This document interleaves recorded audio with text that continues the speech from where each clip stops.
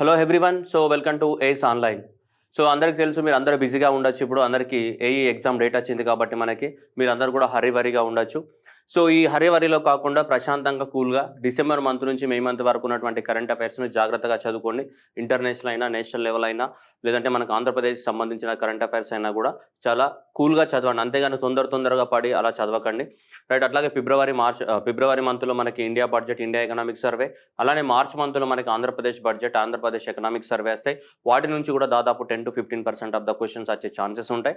వాటిని కూడా మీరు చదవండి. ఎకనామిక్స్కి సంబంధించి ఏవైతే ఉన్నాయో డాటా, అది సంబంధించి ఇప్పుడు చదవకండి. ఎకనామిక్స్ డాటా అనేది మనకి ఫిబ్రవరిలో వచ్చిన ఎకనామిక్ సర్వే అండ్ మార్చిలో వచ్చే ఆంధ్రప్రదేశ్ ఎకనామిక్ సర్వేలో ఉన్న డాటాని మనం చదవాల్సి ఉంటుంది.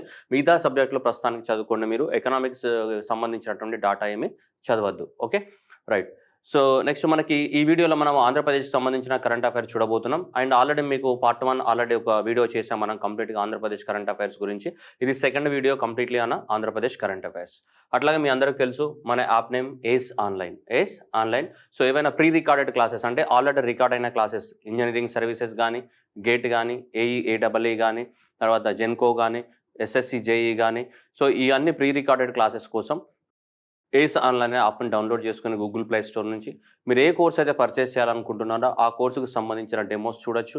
మీకు నచ్చితే మీకు నచ్చిన కోర్సుని పర్చేస్ చేసుకోవచ్చు. మర్చిపోకండి, మన యాప్ పేరేంటిది? Ace online. ఓకే, యాజ్ యూజువల్గా మనం వెళ్ళిపోదాం కరెంట్ అఫైర్స్లోకి without wasting much time. Velamavaripalem అనేది మనకి small village in the Prakasam డిస్ట్రిక్ట్లో ఉన్నటువంటి స్మాల్ విలేజ్ పేరేంటి? వెలమవారిపాలెం. ఈ వెలమవారిపాలెంలో ఎవ్రీ ఇయర్ ఎక్కువ మొత్తంలో మైగ్రేటరీ బర్డ్స్ వస్తున్నాయి. ఆ మైగ్రేటెడ్ బర్డ్స్ ఏమంటే ఈ కొంగలు. ఏ కొంగలు? Painted strokes. ఇవన్నిటిలో కొంగ అనమాట. ఇది ఒక టైప్ ఆఫ్ కొంగ ఇది మనకి. ఇది కూడా ఒక type of, right.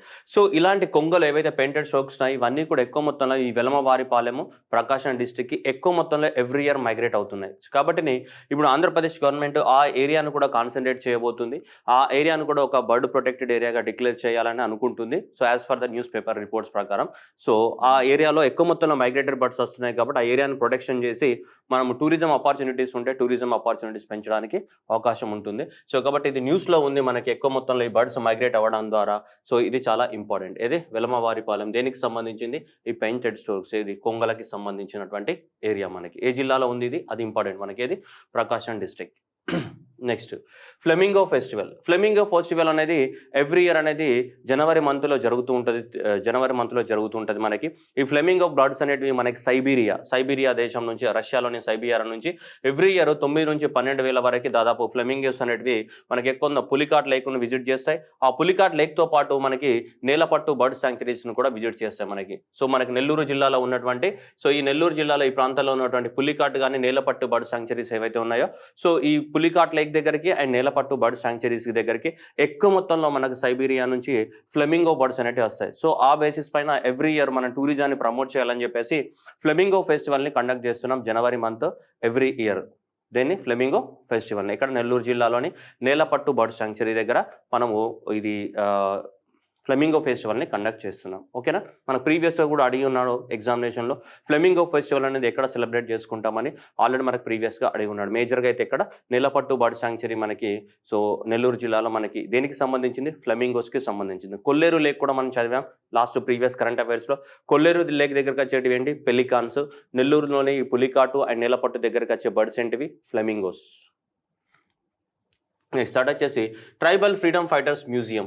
Government of India అనేది మనకి భారతదేశంలో ట్రైబల్ ఫ్రీడమ్ ఫైటర్స్ ఎవరైతే ఉన్నారో వాళ్ళందరికీ సంబంధించినటువంటి మ్యూజియంస్ అన్ని కడదామని చెప్పేసి 2016 సంవత్సరంలో 2016 సంవత్సరంలో ఎర్రకోటపై నుంచి నరేంద్ర మోదీ గారు స్పీచ్ ఇచ్చినప్పుడు చెప్పారు, భారతదేశంలో ట్రైబల్ ఫ్రీడమ్ ఫైటర్స్కి సంబంధించినటువంటి మ్యూజియంస్ నిర్మించబోతున్నాము అన్ని రాష్ట్రాలలో అని చెప్పడం జరిగింది భారతదేశంలో. అలా 10 మ్యూజియంస్ అనౌన్స్మెంట్ చేశారు. 10 మ్యూజియంస్, 10 ట్రైబల్ మ్యూజియంస్ అనౌన్స్మెంట్ చేశారు. ఆ 10 ట్రైబల్ మ్యూజియంస్లో ఒకటి మనకి ఆంధ్రప్రదేశ్లో లంబసింగి దగ్గర. ఎక్కడ? లంబసింగి. మనకి విశాఖపట్నం లంబసింగి దగ్గర తజంగి అనే విలేజ్ దగ్గర మనకి నిర్మించబోతున్నారు. ఇది ట్రైబల్ మ్యూజియం. ఎందుకంటే మనకి అల్లూరి సీతారామరాజు, మల్లుదొర వీళ్ళందరూ కూడా పోరాటం చేసింది ఆ ప్రాంతంలోనే కాబట్టి ఈ తజంగి అనే విలేజ్ దగ్గర మనకి 35 కోట్లతోటి ట్రైబల్ మ్యూజియంని నిర్మించబోతున్నారు లంబసింగి దగ్గర. అయితే దీంట్లో రాష్ట్ర ప్రభుత్వం 20 కోట్లు భరించాలి. సెంట్రల్ గవర్నమెంట్ అనేది 15 కోట్లు ఇవ్వబోతుంది.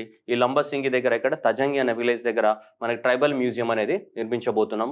సో ఇక్కడ సో ఆంధ్రప్రదేశ్లో విశాఖపట్నం జిల్లా ఈ ఏరియాలో. Okay, next third universities. Andhra Pradesh government అనేది 2 యూనివర్సిటీకి సంబంధించిన బిల్స్ పాస్ చేయడం జరిగింది. ఒకటి ఆంధ్రకేసరి యూనివర్సిటీ. ఆంధ్రకేసరి యూనివర్సిటీ వెనుకబడిన జిల్లా మనకి ప్రకాశం జిల్లాలో పెర్నిమిట్ట దగ్గర. సో ప్రకాశం జిల్లాలో యూనివర్సిటీని ఎస్టాబ్లిష్మెంట్ చేయబోతున్నారు. ఆ యూనివర్సిటీ పేరు ఏంటిది మనకి ఆంధ్రకేసరి యూనివర్సిటీ. అండ్ అట్లాగే జేఎన్టీయు గురజాడ. సో మనకి విజయనగరం. సో విజయనగరంకి సంబంధించిన జిల్లాకి ఆ ప్రాంతంలో శ్రీకాకుళం విజయనగరం ఆ ప్రాంతానికి సో ఒక జేఎన్టీని ఎస్టాబ్లిష్మెంట్ చేయబోతున్నారు ఇక్కడ విజయనగరంలో. సో ఈ 2 యూనివర్సిటీకి ఆంధ్రప్రదేశ్ గవర్నమెంట్ అనేది మనకి అప్రూవల్ తెలిపింది for the establishment of these 2 universities. And next వచ్చేసి Andhra Pradesh first rock garden. Rock garden అంటే దాదాపు ఈ రాక్స్ ఏవైతే ఉన్నాయో ఈ రాక్స్ ద్వారా డిఫరెంట్ డిజైన్లో అరేంజ్ చేయడం అండ్ డిఫరెంట్ రకాల మొక్కలు తీసుకురావడం. విజయనగరం మున్సిపాలిటీ ఏదైతే ఉందో ఈ విజయనగరం మున్సిపాలిటీస్లో మనకి 2 కోట్లతోటి ఫస్ట్ రాక్ గార్డెన్ని క్రియేట్ చేయడం జరిగింది. దాదాపు 118 రకాల 118 types of the different plant స్పీసీస్ని వేరే ప్రాంతం నుంచి తీసుకొచ్చి ఇక్కడ పెంచడం జరిగిందనమాట. సో ఆంధ్రప్రదేశ్లో ఉన్నటువంటి మొట్టమొదటి రాక్ గార్డెన్గా ఇది ప్రసిద్ధి చెందింది ఇప్పుడు. సో మనకి జనవరి 1 2022కి మనకి విజయనగరం మున్సిపాలిటీ పరిధిలో ఇది ఓపెన్ అవ్వడం జరిగింది.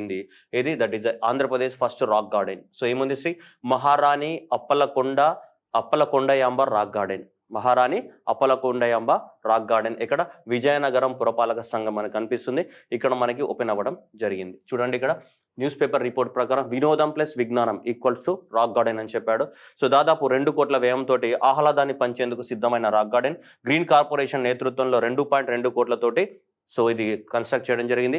ఆంధ్రప్రదేశ్ రాష్ట్రంలో మొట్టమొదటి రాక్ పార్క్గా గుర్తింపు అని మనకి జనవరి 1 2022 నుంచి ఇది అందుబాటులోకి రావడం జరిగింది. దాదాపు 118 రకాల ప్లాంట్ స్పీసీస్ నుంచి వేరే వేరే ఏరియాస్ నుంచి తీసుకొచ్చి దీంట్లో పెంచడం జరిగింది రాళ్ల మధ్యలో. అందుకోసం ఇది రాక్ గార్డెన్గా ప్రసిద్ధి చెందడం జరిగింది. ఆంధ్రప్రదేశ్లో ఉన్నటువంటి ఫస్ట్ రాక్ గార్డెన్గా. ఓకే, ఇక్కడ విజయనగరం. నెక్స్ట్ ఇండియా టుడే ఇచ్చిన సర్వే ప్రకారం సో ఇండియా టుడే 2021కి సంబంధించి ఎకనామిక్స్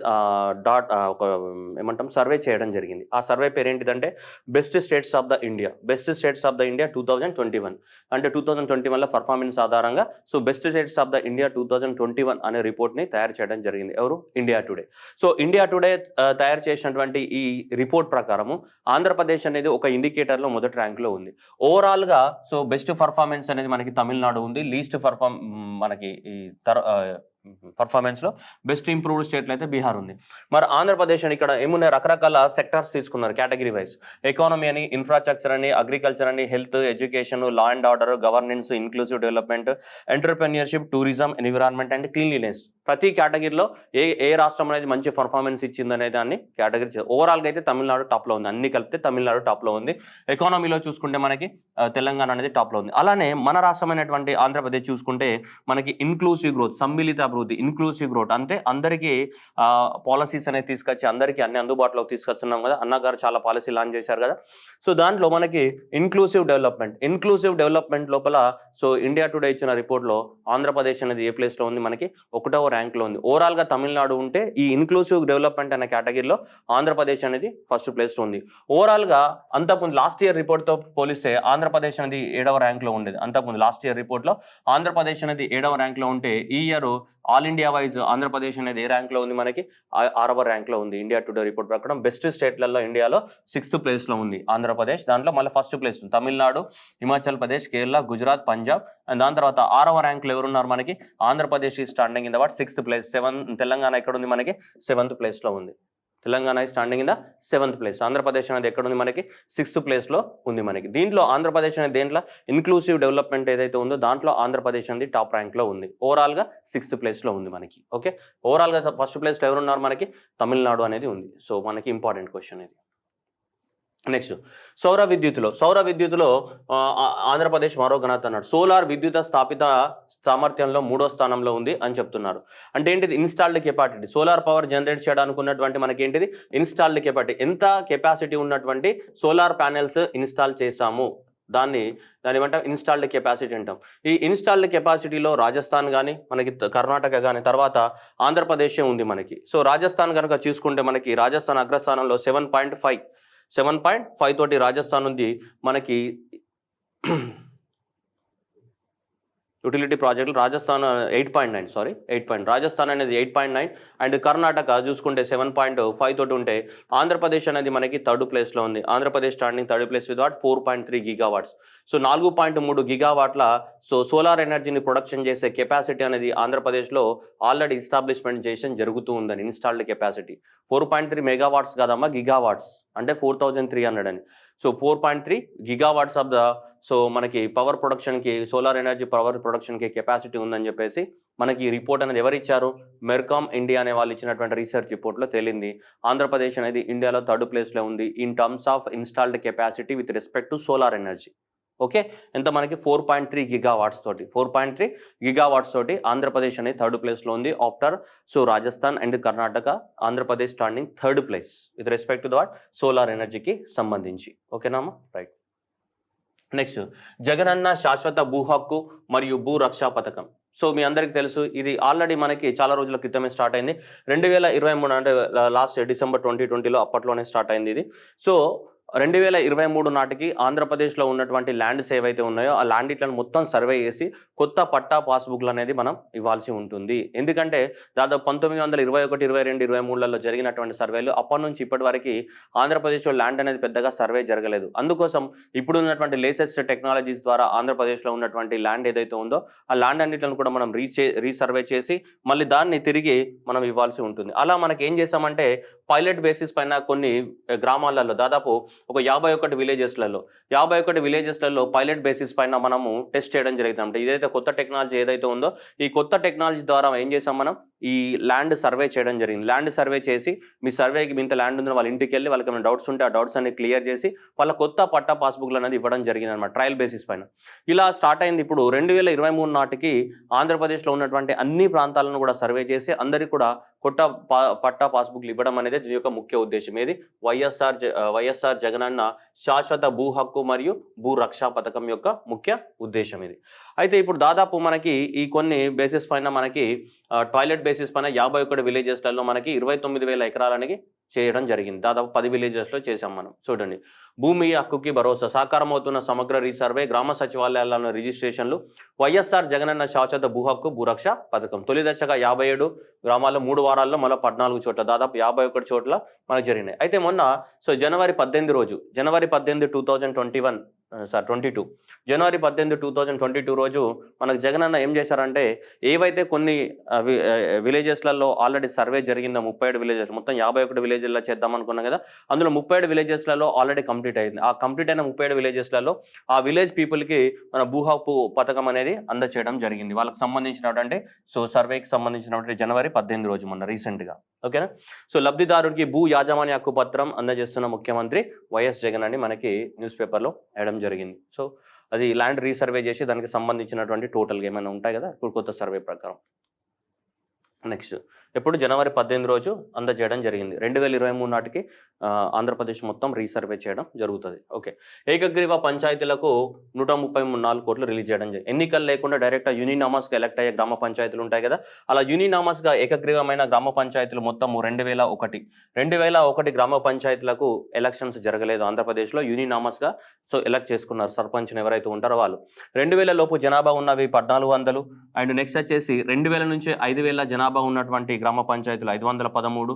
అండ్ నెక్స్ట్ 5000 నుంచి 10,000 గ్రామ జనాభా 76, 10,000 పైన ఉన్నాయి 11. మొత్తము 2100 గ్రామ పంచాయతీలు అనేటివి ఆంధ్రప్రదేశ్లో ఏకగ్రీవంగా ఎలక్ట్ అయినాయి. అంటే ఎలక్షన్స్ లేకుండా వాళ్ళే పలానా అతను మా సర్పంచ్ అని వాళ్ళే నిర్ణయించుకున్నారు without conduction of the any elections. అయితే వీళ్ళు అంటే ఎలక్షన్ ఖర్చు అంతా మిగిలిపోయినట్టే కదా.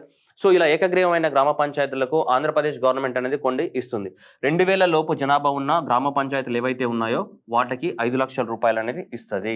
ఏవైతే ఏకగ్రీవమైన, అన్నిటికి కాదు ఏకగ్రీవమైన.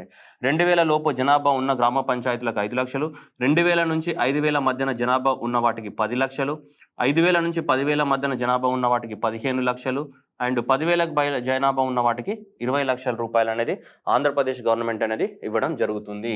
ఓకే, వీళ్ళకి 5 లక్షలు, వీళ్ళకి 10 లక్షలు, వీళ్ళకి 15 లక్షలు, వీళ్ళకి 20 లక్షలు అనేది ఇవ్వడం జరుగుతుంది ఆంధ్రప్రదేశ్ గవర్నమెంట్ అనేది.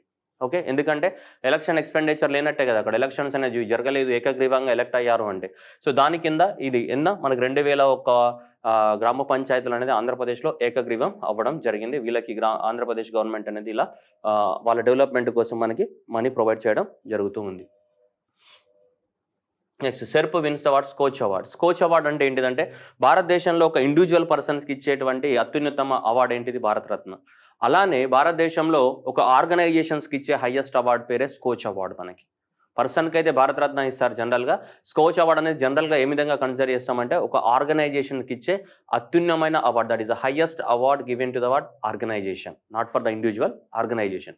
ఒక ఆర్గనైజేషన్కి ఇచ్చే హైయెస్ట్ అవార్డునే మనం జనరల్గా స్కోచ్ అవార్డు అని చెప్తాం. 2003 నుంచి భారతదేశంలో దీన్ని ఇంట్రడ్యూస్ చేశారు, అవి స్కోచ్ అవార్డు అనేది. అయితే ఇప్పుడు ఎందుకు న్యూస్లో ఉందంటే మనకి ఆంధ్రప్రదేశ్కి సంబంధించినటువంటి మనకి రూరల్ డెవలప్మెంట్ మినిస్ట్రీ కింద పనిచేసే ఒక ఆర్గనైజేషన్ ఉంటుంది. అంటే గ్రామీణ ప్రాంతాలలో పేదరికాన్ని తగ్గించడానికి కోసము పనిచేసే ఒక organisation SERP, society for elimination of the rural property అనేది సెర్ప్. ఈ సెర్ప్ అనే ఆర్గనైజేషన్ అనేది ఈ సెల్ఫ్ హెల్ప్ గ్రూప్స్కి హెల్ప్ చేయడము, గ్రామీణ ప్రాంతాలలో పావర్టీని తగ్గించడానికి కోసము మనకి ఇది పనిచేస్తూ ఉంటుంది. ఏది, సెర్ప్ అనే ఆర్గనైజేషన్. ఈ సెర్ప్ అనే ఆర్గనైజేషన్ రూరల్ డెవలప్మెంట్ కింద పనిచేస్తుంది. దానికి golden award presented by the Skoch for exemplary work కింద సో రూరల్ డెవలప్మెంట్. మనకి ఆంధ్రప్రదేశ్కి చెందిన సెర్ప్ ఏదైతే ఉందో, so society for the elimination of the rural poverty, దీనికి స్కోచ్ యొక్క ఏ అవార్డు వచ్చింది, గోల్డ్ అవార్డు వచ్చింది. రూరల్ అంటే ఇదే హైయెస్ట్ అవార్డు అనమాట ఈ రూరల్ డెవలప్మెంట్లో. సో రూరల్ డెవలప్మెంట్లో ఆంధ్రప్రదేశ్కే గోల్డెన్ అవార్డు రావడం జరిగింది ఈ ఆర్గనైజేషన్కి, దరికి సెర్ప్. సో ఎవరి చార్జ్, స్కోచ్ అవార్డ్. ఓకే, ఇది కూడా ఇంపార్టెంట్ క్వశ్చన్, ఎగ్జామ్లో రావడానికి ఛాన్సెస్ కూడా ఎక్కువగా ఉన్నాయి ఈ క్వశ్చన్ రావడానికి. సెర్ప్. జగనన్న స్మార్ట్ టౌన్షిప్ల ప్రారంభం. ఈ ప్రాంతాలలో జగనన్న స్మార్ట్ టౌన్షిప్. అసలు జగనన్న స్మార్ట్ టౌన్షిప్ అంటే ఏంటిది అనేది మనం మాట్లాడదాం. First Jagananna smart township. ఈ జగనన్న స్మార్ట్ టౌన్షిప్ అనేది మనకి వైఎస్ఆర్ పేదలందరికీ ఇల్లు అనేది ఉంది. వైఎస్ఆర్ పేదలందరికీ ఇల్లు పథకం అనేది ఎవరైతే లో ఇన్కమ్ గ్రూప్స్ ఉంటారో ఆ లో ఇన్కమ్ గ్రూప్స్ వాళ్ళకి ఇల్లు కట్టేయడం అనేది సో వైఎస్ఆర్ పేదలందరికీ ఇల్లు, అది వేరే స్కీమ్. ఈ జగనన్న స్మార్ట్ టౌన్షిప్ అనేది వేరే స్కీమ్. ఈ జగనన్న స్మార్ట్ టౌన్షిప్ ఎవరికి అంటే మిడిల్ ఇన్కమ్ ఉన్న వాళ్ళకి, ఎవరికైతే middle income. So middle income అంటే ఎవరికైతే సో 18 లక్షల కన్నా ఇన్కమ్ తక్కువగా ఉంటుందో వాళ్ళని మనం మిడిల్ ఇన్కమ్ గ్రూప్ అని మిగ్ అని చెప్తుంటాం, మిడిల్ ఇన్కమ్ గ్రూప్. సో ఈ మిడిల్ ఇన్కమ్ గ్రూప్ ఎవరైతే ఉన్నారో ఆ మిడిల్ ఇన్కమ్ గ్రూప్ వాళ్ళకి సంబంధించింది, లో ఇన్కమ్ గ్రూప్ వాళ్ళకి కాదు. లో ఇన్కమ్ గ్రూప్ వాళ్ళకి ఆల్రెడీ ఉంది వైఎస్ఆర్ పేదలందరికీ ఇల్లు అనేది. ఓకే, ఇదేంటిది మిడిల్ ఇన్కమ్ వాళ్ళకి. సో జగనన్న స్మార్ట్ టౌన్షిప్ అనే ప్రోగ్రామ్ని మనం లాంచ్ చేస్తాం. దీని ప్రకారం ఏంటిది, 18 లక్షల కన్నా తక్కువగా ఇన్కమ్ ఉండాలి, ఒక ప్లాట్ ఒక ఫర్ ఫ్యామిలీ, 18 సంవత్సరాల ఏజ్ నిండి ఉండాలి, shall be the resident of the Andhra Pradesh, valid Aadhaar card, ఇవన్నీ ఉండాలి. ఇవన్నీ ఉన్న వాళ్ళకి గవర్నమెంట్ ల్యాండ్స్ ఎక్కడైతే ఉన్నాయో అక్కడ గవర్నమెంట్ అనేది సో పెద్ద పెద్ద టౌన్షిప్స్ కడుతుంది. ఆ టౌన్షిప్స్ని వాళ్ళకి అందజేస్తారు తర్వాత. అయితే దీంట్లో మరి స్కీమ్ని బెనిఫిట్ చేయాలంటే ఏం చేయాలి?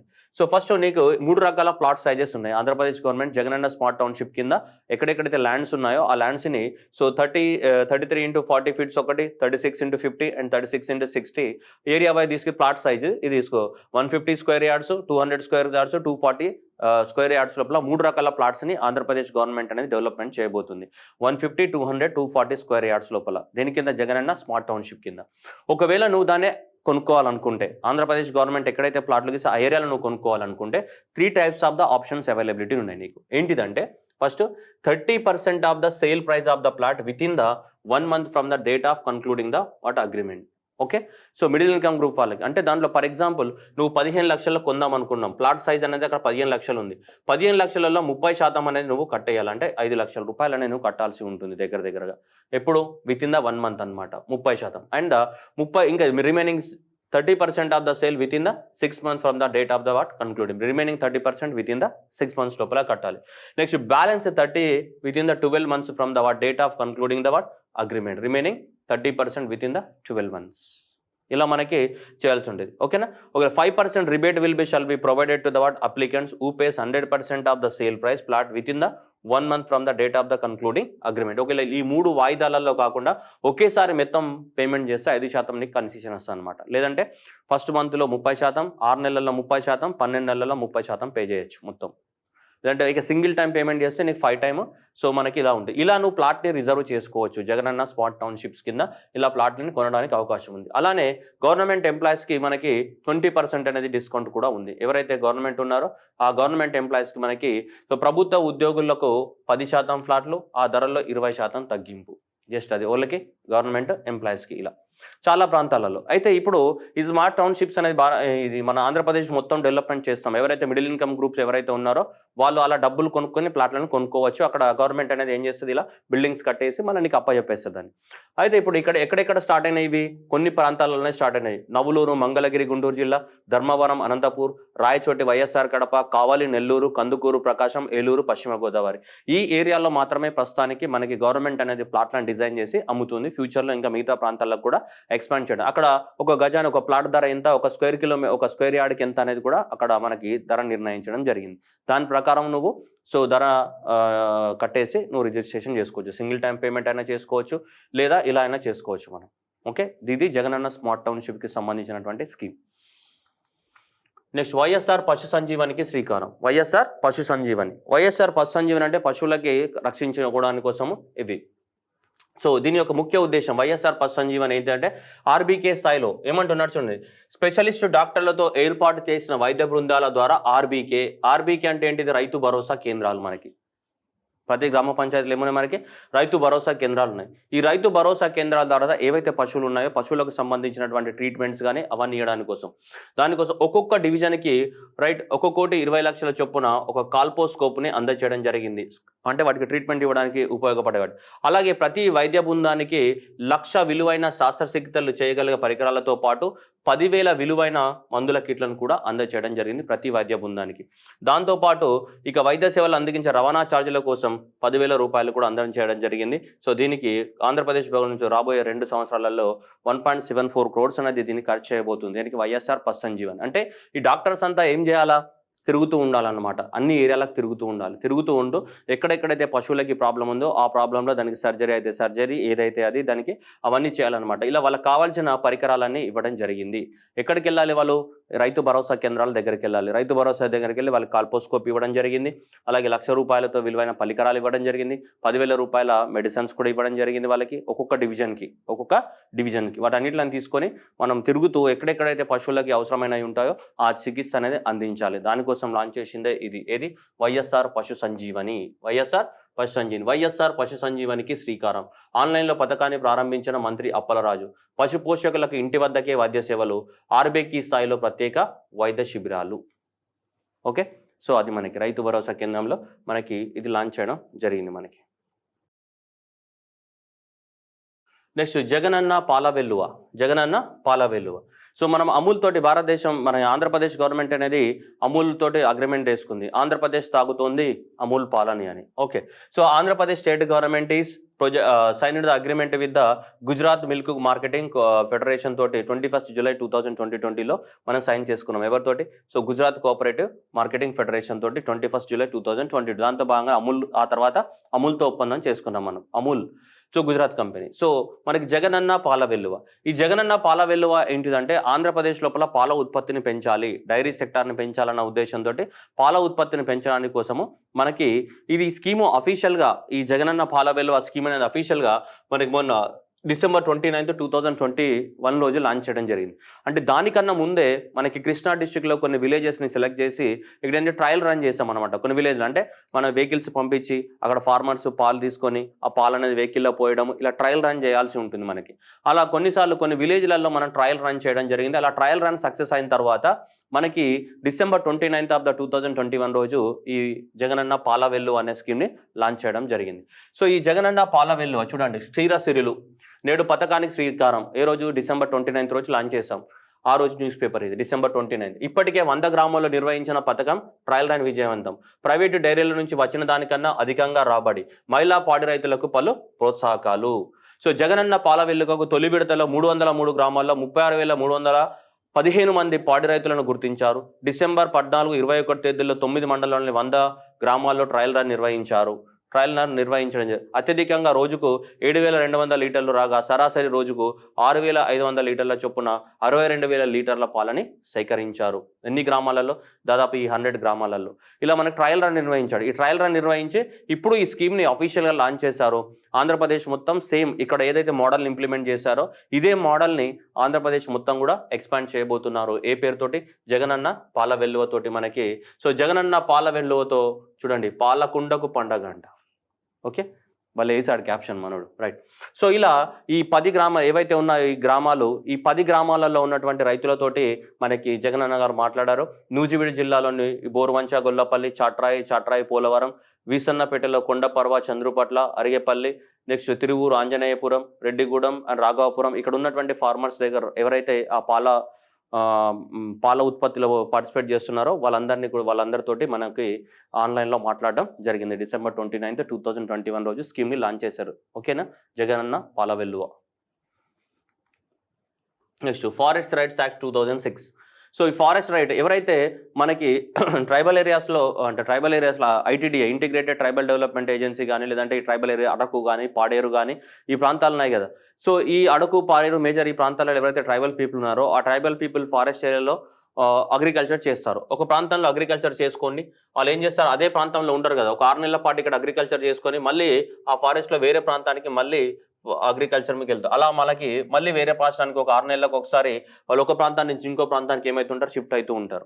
ఇలా చేసే అగ్రికల్చర్ని మనం ఏమంటాం, జనరల్గా షిఫ్టింగ్ కల్టివేషన్ అంటాం. ఇలా చేసే వాటిని ఏమంటాం, షిఫ్టింగ్ కల్టివేషన్ అంటాం. అదే మన ఆంధ్రప్రదేశ్ కానీ తెలంగాణ రాష్ట్రాలలో ఇలాంటి అగ్రికల్చర్ని, ట్రైబల్ పీపుల్ చేసే అగ్రికల్చర్ని, షిఫ్టింగ్ కల్టివేషన్ని మనం ఆంధ్రప్రదేశ్ తెలంగాణ రాష్ట్రాల్లో ఏమని పిలుస్తారు, పోడు కల్టివేషన్ అని పిలుస్తాం. పోడు భూముల సాగు వ్యవసాయము అని, అంటే పోడు కల్టివేషన్ అని చెప్తాం. That is the shifting cultivation. The tribal people will move from one place to another place for the every 6 months after a clearing of the forest area. అలా మూవ్ అవుతుండే అలా చేసే వ్యవసాయాన్ని షిఫ్టింగ్ కల్టివేషన్ అంటారు.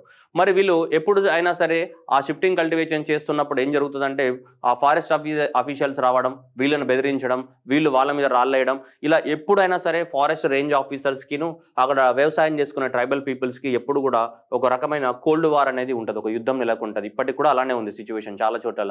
Forest వల్ల వచ్చి ఇది forest area, మీరు వ్యవసాయం చేద్దాం అంటారు. లేదు, నేను గత కొన్ని సంవత్సరాల నుంచి నేను ఈ అడవి పైన ఆధారపడిన జీవితం ఉంది, నేను అడవి నుంచి బయటకు పోను, ఈ అడవిలోనే నేను నివసిస్తా, నేను చేసుకుంటా, ఈ అడవే నా జీవనాధారం అని ట్రైబల్ పీపుల్. ఇలా కొన్ని సంవత్సరాలుగా అలా జరుగుతూనే ఉంది.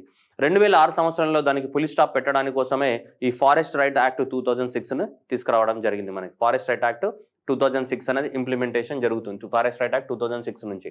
అయితే ఈ ఫారెస్ట్ రైట్ యాక్ట్ తీసుకొచ్చి మనకు 15 సంవత్సరాలు కంప్లీట్ అయింది ఆల్మోస్ట్. ఓకే, ఇది పార్లమెంట్ పాస్ చేసింది. ఇప్పుడు December 13, 2005లో మనకి ఈ యాక్ట్ను పాస్ చేస్తే మనకి 2006 నుంచి ఈ యాక్ట్ ఏమైంది, ఇంప్లిమెంటేషన్ జరుగుతుంది. 2005లో పాస్ అయితే 2006 నుంచి మనకి ఇంప్లిమెంటేషన్ అనేది జరుగుతూ ఉంది ఇది. ఓకే, అయితే ఈ యాక్ట్ ప్రకారము ఎవరైతే సో ఈ ఫారెస్ట్ ఏరియాలో సాగు చేసుకుంటున్నారో వాళ్ళకి 4 హెక్టార్స్ వరకు, 4 హెక్టార్స్ వరకు, అంటే 10 ఎకరాల వరకు, 10 ఎకరాల వరకు మనకి పట్టా పాస్బుక్ ఇవ్వడానికి ఈ చట్టం అనేది చెప్తుంది. ఎవరైతే అడవే వాళ్ళ జీవనాధారంగా ఎన్ని సంవత్సరాల నుంచి గడిచిన 3 జనరేషన్స్ అనేది వాళ్ళు పూర్తిగా అడవిపైనే ఆధారపడి బతుకుతూ ఉంటే వాళ్ళకి 4 హెక్టార్స్ వరకు, అంటే 10 ఎకరాల వరకు పట్టా పాస్బుక్ని ఇవ్వచ్చు. ఏ ప్రాంతంలో, అడవి ప్రాంతంలో. ఎన్ని జనరేషన్స్, గడిచిన 3 జనరేషన్లు, అంటే గత 75 సంవత్సరాలుగా వాళ్ళ తాత, వాళ్ళ తండ్రి, వీళ్ళ కొడుకు ముగ్గురు కూడా వాళ్ళు ఫారెస్ట్ మీదనే జీవన ఆధారం కొనసాగి ఉంటే అలాంటి వాళ్ళకి మనకి ఫారెస్ట్ రైట్స్ యాక్ట్ కింద మనం భూములని పట్టా పాస్బుక్లుగా ఇవ్వచ్చు. కానీ 75 సంవత్సరాల నుంచి మా తాత, మా తండ్రి, నేను ఈ ల్యాండ్ పైనే ఆధారపడుతున్నామని చెప్పేసి ప్రూవ్ చేయడం అనేది చాలా కష్టం మేజర్గా. అందుకోసం మనము అప్లికేషన్ పెట్టుకున్నా కానీ చాలా అప్లికేషన్స్ రిజెక్ట్ అవ్వడానికి రీజన్ ఏంటిదంటే గత 75 సంవత్సరాలుగా మేము అడవిపైనే ఆధారపడి ఉన్నామని చెప్పడానికి ప్రూఫ్ ఎలా చూపిస్తామన్నదే ప్రాక్టికల్గా కొంచెం ఇబ్బందికరమైన విషయం మనకి. సరే, అయినా ఆ ఇష్యూ పక్కన పెడితే మనం ఒరిజినల్ ఇష్యూకి వద్దాం. ఆ చట్టంలో ఉన్నది చెప్పాం. ఇప్పుడు ఆంధ్రప్రదేశ్ గవర్నమెంట్ అనేది మనకి దాదాపు చాలా మందికి గిరిపుత్రులకి ఇక్కడ ఉంది, గిరిపుత్రులతో పట్టాలెక్కిన ఆనందం. ఎవరైతే ఈ పోడు సాగు కల్టివేషన్ చేసుకుంటున్నారో వాళ్ళకు కూడా మనకి పట్టా పాస్బుక్లు ఇవ్వడం జరిగింది. గత 12 ఏళ్లలో చూడొచ్చు మనకి ఇక్కడ 2008 నుంచి 2019 వరకు మన రాష్ట్రంలో చూసుకుంటే 96,000 మందికి 2,34,000 ఎకరాలకు సంబంధించి మనం పట్టా పాస్బుక్లు ఇచ్చాము. ఇక్కడ అడవిలో సాగు చేస్తున్న భూమికి, ఏ భూమికి, పోడు వ్యవసాయానికి. ఓకే, అలా 2019 ఈ వైఎస్ఆర్సీపీ గవర్నమెంట్ వచ్చిన తర్వాత ఈ సంవత్సరం 2019 జూలై నుంచి నవంబర్ 2021 వరకు దాదాపు ఎంత, 1,32,000 మందికి, 1,32,000 మందికి దాదాపు 2,44,000 ఎకరాలకు సంబంధించినటువంటి ఏంటి పట్టా పాస్బుక్లు అందచేయడం జరిగింది. సో మనకి వైఎస్ఆర్సీపీ పార్టీ, జగన్మోహన్ రెడ్డి గారు ముఖ్యమంత్రి అయిన తర్వాత ఇంత 1,32,000 మందికి 2,84,827 ఎకరాలకి సంబంధించినటువంటి పట్టా పాస్బుక్ల్ని అందచేయడం జరిగింది. ఎవరైతే ఈ పోడు వ్యవసాయం మీద ఆధారపడి ఉంటున్నారు. ఇదంతా ఎందుకు న్యూస్లో ఉంది అంటే ఆ చట్టం వచ్చి 15 సంవత్సరాలు కంప్లీట్ అయిపోయింది. ఆల్మోస్ట్ 2005లో వచ్చి 2006 నుంచి ఇంప్లిమెంట్ చేయబడుతున్న చట్టం ఏదైతే ఉందో ఫారెస్ట్ రైట్ యాక్ట్, అది వచ్చి మనకి కంప్లీట్ అయింది ఆల్మోస్ట్ 15 సంవత్సరాలు. అందుకని చెప్పేసి ఇదంతా న్యూస్లో ఉంది. ఇప్పటి వరకు ఆంధ్రప్రదేశ్లో అంటే 2008 నుంచి 2021 వరకు 2,28,000 మందికి 4,79,000 ఎకరాలకి మనం పట్టా పాస్బుక్లు అందజేశాం. దేనికి? పోడు వ్యవసాయ భూములకి సంబంధించి. వీటికి సంబంధించి పోడు వ్యవసాయ భూములకి సంబంధించి. నెక్స్ట్ ఎవ్రీ ఇయర్ మనకి పోలీస్ కమిషనరేట్ ఎవరైతే ఉన్నారో ఆ పోలీస్ కమిషనరేట్ వాళ్ళు రిపోర్ట్ రిలీజ్ చేస్తారు. ఏది? పోలీస్ శాఖ భద్రతతో బేస్ దోషులకు సత్వర శిక్షలు, దిశతో ధైర్యంగా ఫిర్యాదు చేస్తున్న మహిళలు. So every year last time మనకి ఈ పోలీస్ అనేది క్రైమ్ రిపోర్ట్ అనమాట. సో పోలీస్ డిపార్ట్మెంట్ ఎలా వర్క్ చేస్తుంది, ఏం చేస్తుంది దానిపైన ఎవ్రీ రిపోర్ట్ అనేది రిలీజ్ చేస్తూ ఉంటారు. రైట్. సో ఇది మనకి ఈ సంవత్సరము రిలీజ్ చేసినటువంటి రిపోర్ట్స్ మనకి ఆంధ్రప్రదేశ్లో. ఓకేనా? రైట్. సో ఇక్కడ చూడండి, 2019తో పోలిస్తే 27%, 2020తో పోలిస్తే 18% క్రైమ్ రేట్ తగ్గిందంట ఆంధ్రప్రదేశ్లో. ఆపరేషన్ పరివర్తన ద్వారా గంజాయి మొక్కపై ఉక్కుపాదం అని లాస్ట్ కరెంట్ అఫైర్స్లో కూడా చెప్పాం. సో గంజాయి సాగు ఏదైతే జరుగుతుందో దాన్ని అంతమొందించడానికి ఆంధ్రప్రదేశ్ పోలీస్ ఫోర్స్ లాంచ్ చేసినటువంటి పథకం పేరు ఏంటిది? ఆపరేషన్ పరివర్షన్. దేశంలో తొలిసారిగా ఆపరేషన్ పరివర్షన్ పేరుతో 7,226 ఎకరాల్లో గంజాయి సాగును ధ్వంసం చేశారు. దాని విలువ దాదాపు 8,000 కోట్లు. 8,000 కోట్లు.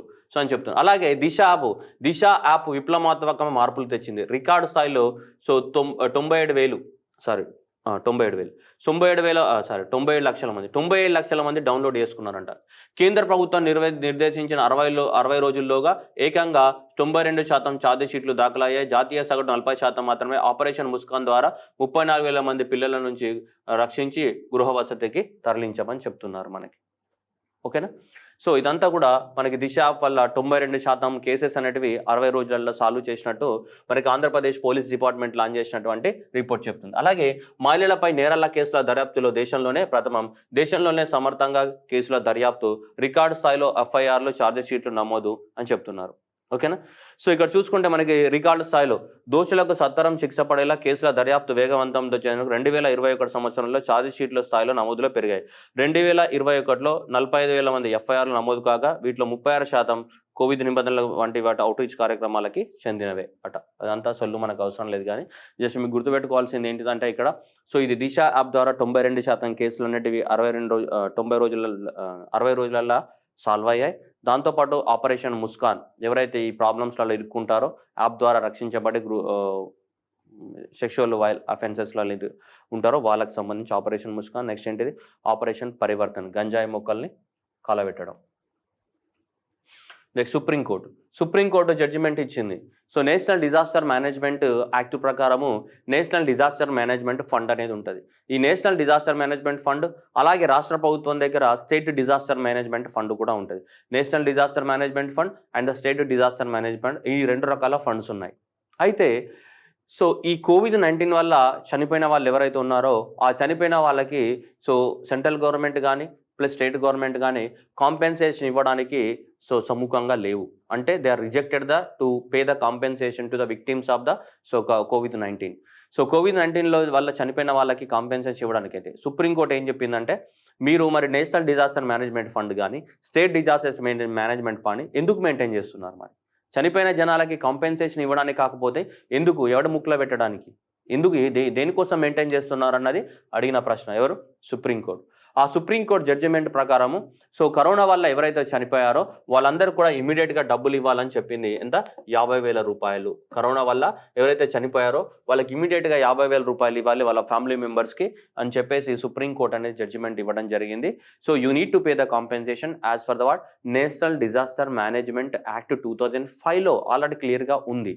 దాని ప్రకారం నేషనల్ డిజాస్టర్ మేనేజ్మెంట్ ఫండ్ కానీ plus state disaster management fund కానీ ఉన్నాయి. ఆ ఫండ్లో నుంచి మీరు కాంపెన్సేషన్ చేయాలని చెప్పేసి ఇవ్వడం జరిగింది. సో కాబట్టి COVID-19 విక్టిమ్స్ ఎవరైతే చనిపోయి ఉన్నారో వాళ్ళకి సంబంధించి మనకి సుప్రీంకోర్టు జడ్జిమెంట్ ప్రకారం ఎంత ఆర్థిక సహాయాన్ని ఇవ్వాల్సి వస్తుంది? 50,000 రూపాయలు. ద కరోనా పరిహారానికి ఆన్లైన్ పోర్టల్, బాధిత కుటుంబాలకి నేరుగా 50,000 సాయం నోటిఫికేషన్ విడుదల చేసిన సర్కారు. నెక్స్ట్ డాక్టర్ వైఎస్ఆర్ కంటి వెలుగు. సో ఆంధ్రప్రదేశ్లో ఉన్న వాళ్ళందరూ కూడా ఐ చెకప్ కోసం మనకి సో డాక్టర్ వైఎస్ఆర్ కంటి వెలుగు అనే పథకం అనేది స్టార్ట్ చేయడం జరిగింది. ఎప్పుడు అప్పట్లో 10/10/2019లో స్టార్ట్ చేస్తాం. 2019 నుంచి ఈ పథకం అనేది 2022 వరకు కొనసాగుతుంది. సో ఈ 2022 నాటికి మొత్తానికి ఆంధ్రప్రదేశ్లో ఉన్నటువంటి చిన్న పిల్లలు కానీ సో మొత్తం ఆంధ్రప్రదేశ్ మొత్తానికి కూడా కంటి వైద్య పరీక్షలు చేయాలి. ఫేజ్ 1లో స్కూల్ చిల్డ్రన్స్కి చేయడం జరిగింది. సో ఫేజ్ 1లో మొదటి దశ అండ్ రెండవ దశలో రాష్ట్రంలోని 62,000 మంది ప్రైవేటు అండ్ పబ్లిక్ స్కూళ్ళలో చదువుతున్నటువంటి వాళ్ళకి సో ఫస్ట్ చేయడం జరిగింది. దృష్టి లోపాలు కలిగిన విద్యార్థులందరికీ ఉచిత అద్దాల పంపిణీ అండ్ కండ్ల కళ్ళక మెల్ల కళ్ళ ఉన్న వాళ్ళకి చికిత్స అండ్ ఉచిత మందుల పంపిణీ, ఇదంతా కూడా స్కూల్ చిల్డ్రన్స్కి సంబంధించి ఎప్పుడు 2019 ఆ సంవత్సరంలో స్కూల్ చిల్డ్రన్స్కి చేశారు. ఇప్పుడు 2020 నుంచి 2022 సంవత్సరం నాటికి మనకి రాష్ట్రంలో ఉన్నటువంటి ఈ ఓల్డ్ ఏజ్ పీపుల్ ఎవరైతే ఉన్నారో మిగతా వాళ్ళు రాష్ట్రంలో ప్రజలందరికీ కూడా నాణ్యమైన ఉచిత కంటి పరీక్షలు అండ్ నెక్స్ట్ ఉచిత కంటి అద్దాల పంపిణీ, ఉచిత శుక్లాల అంటే గ్లకోమాకి సంబంధించి గ్లకోమా, నీటి కాసులు, డయాబెటిక్, రెటినోపతి మొదలైన కంటి సమస్యలకు ఉచిత చికిత్స. ఇది 2020 నుంచి 2022 వరకు కొనసాగుతుంది. అంటే 2022 31 జూన్, ఇదే 31 జనవరి 2022 నాటికి ఈ సంవత్సరానికి మొత్తం ఆంధ్రప్రదేశ్లో ఉన్న అందరికి కూడా పరీక్షలు చేయాలి. 2019 నుంచి స్టార్ట్ అయింది. జనవరి 31 2022కి ఎండ్ అవుతుంది. ఇది ఏది డాక్టర్ వైఎస్ఆర్ కంటి వెలుగు. మరి ఏ స్టేజ్లో ఉందంటే ఇప్పుడు చూడండి, ఉర్దూలకి కంటి వెలుగు అని పేపర్లో ఇచ్చారు. ఏమని 15 లక్షల మందికి పూర్తయిన కంటి పరీక్షలు, 8.3 లక్షల మందికి కళ్ళద్దాలు అవసరమని గుర్తింపు, 5.33 లక్షల మందికి పంపిణీ, 1.7 లక్షల మందికి ఆపరేషన్లు, ఇప్పటికే 70 లక్షల మంది విద్యార్థులకి కంటి పరీక్షలు. సో ఆల్రెడీ ఇది అంతా కూడా ప్రోగ్రెస్ రిపోర్ట్ అని మనకి చెప్తూ ఉంది మనకి డాక్టర్ వైఎస్ఆర్ కంటి వెలుగు పథకం కింద. ఓకే, సో వృద్ధులకి కంటి వెలుగు, ఇక్కడ జిల్లాల వారీగా కంటి పరీక్షలు అండ్ ఆపరేషన్ల సంఖ్య ఇక్కడ ఉంది. మనకి ఇది ఎగ్జామ్లు అడగకపోవచ్చు, బట్ ఇంత డీటెయిల్స్ ఎవరు అడగరు. బట్ జనరల్గా మనకు ఐడియా కోసం చూసుకుంటే ఇలా ఎక్కువ మొత్తంలో మన కంటి పరీక్షలు ఇలా జిల్లా వారి దాదాపు 15 లక్షల మందికి రాష్ట్ర వ్యాప్తంగా మన కంటి పరీక్షలు నిర్వహించడం జరిగింది. అండ్ చేసిన సర్జరీలు 1,27,000 ఇంటికి చేసాం. మన ఐ కానీ కంటి సర్జరీలు ఇవన్నీ చేయడం జరిగింది మనకి ఆంధ్రప్రదేశ్లో. దేని కింద? సో ఈ వైఎస్ఆర్ కంటి వెలుగు. నెక్స్ట్ వైఎస్ఆర్ ఈబీసీ నేస్తం జనవరి 25 2022 జనవరి 25 2022 రోజు మనకి వైఎస్ జగన్మోహన్ రెడ్డి గారు లాంచ్ చేయడం జరిగింది. ఇది వైఎస్ఆర్ ఈబీసీ నేస్తం.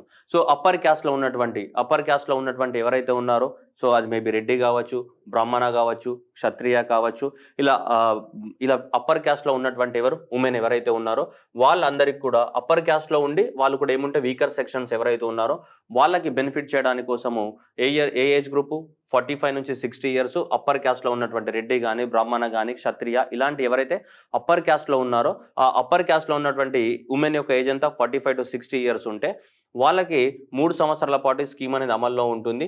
సో దాదాపు 45,000 రూపాయలు ఇస్తాడు 3 సంవత్సరాలు. ఒక సంవత్సరానికి ఎంత? 15,000 రూపాయల చొప్పున. సంవత్సరానికి 15,000 రూపాయల చొప్పున 3 సంవత్సరాల కింద 45,000 రూపాయలని ఇవ్వడం జరుగుతుంది. ఎవరి కోసం ఇది?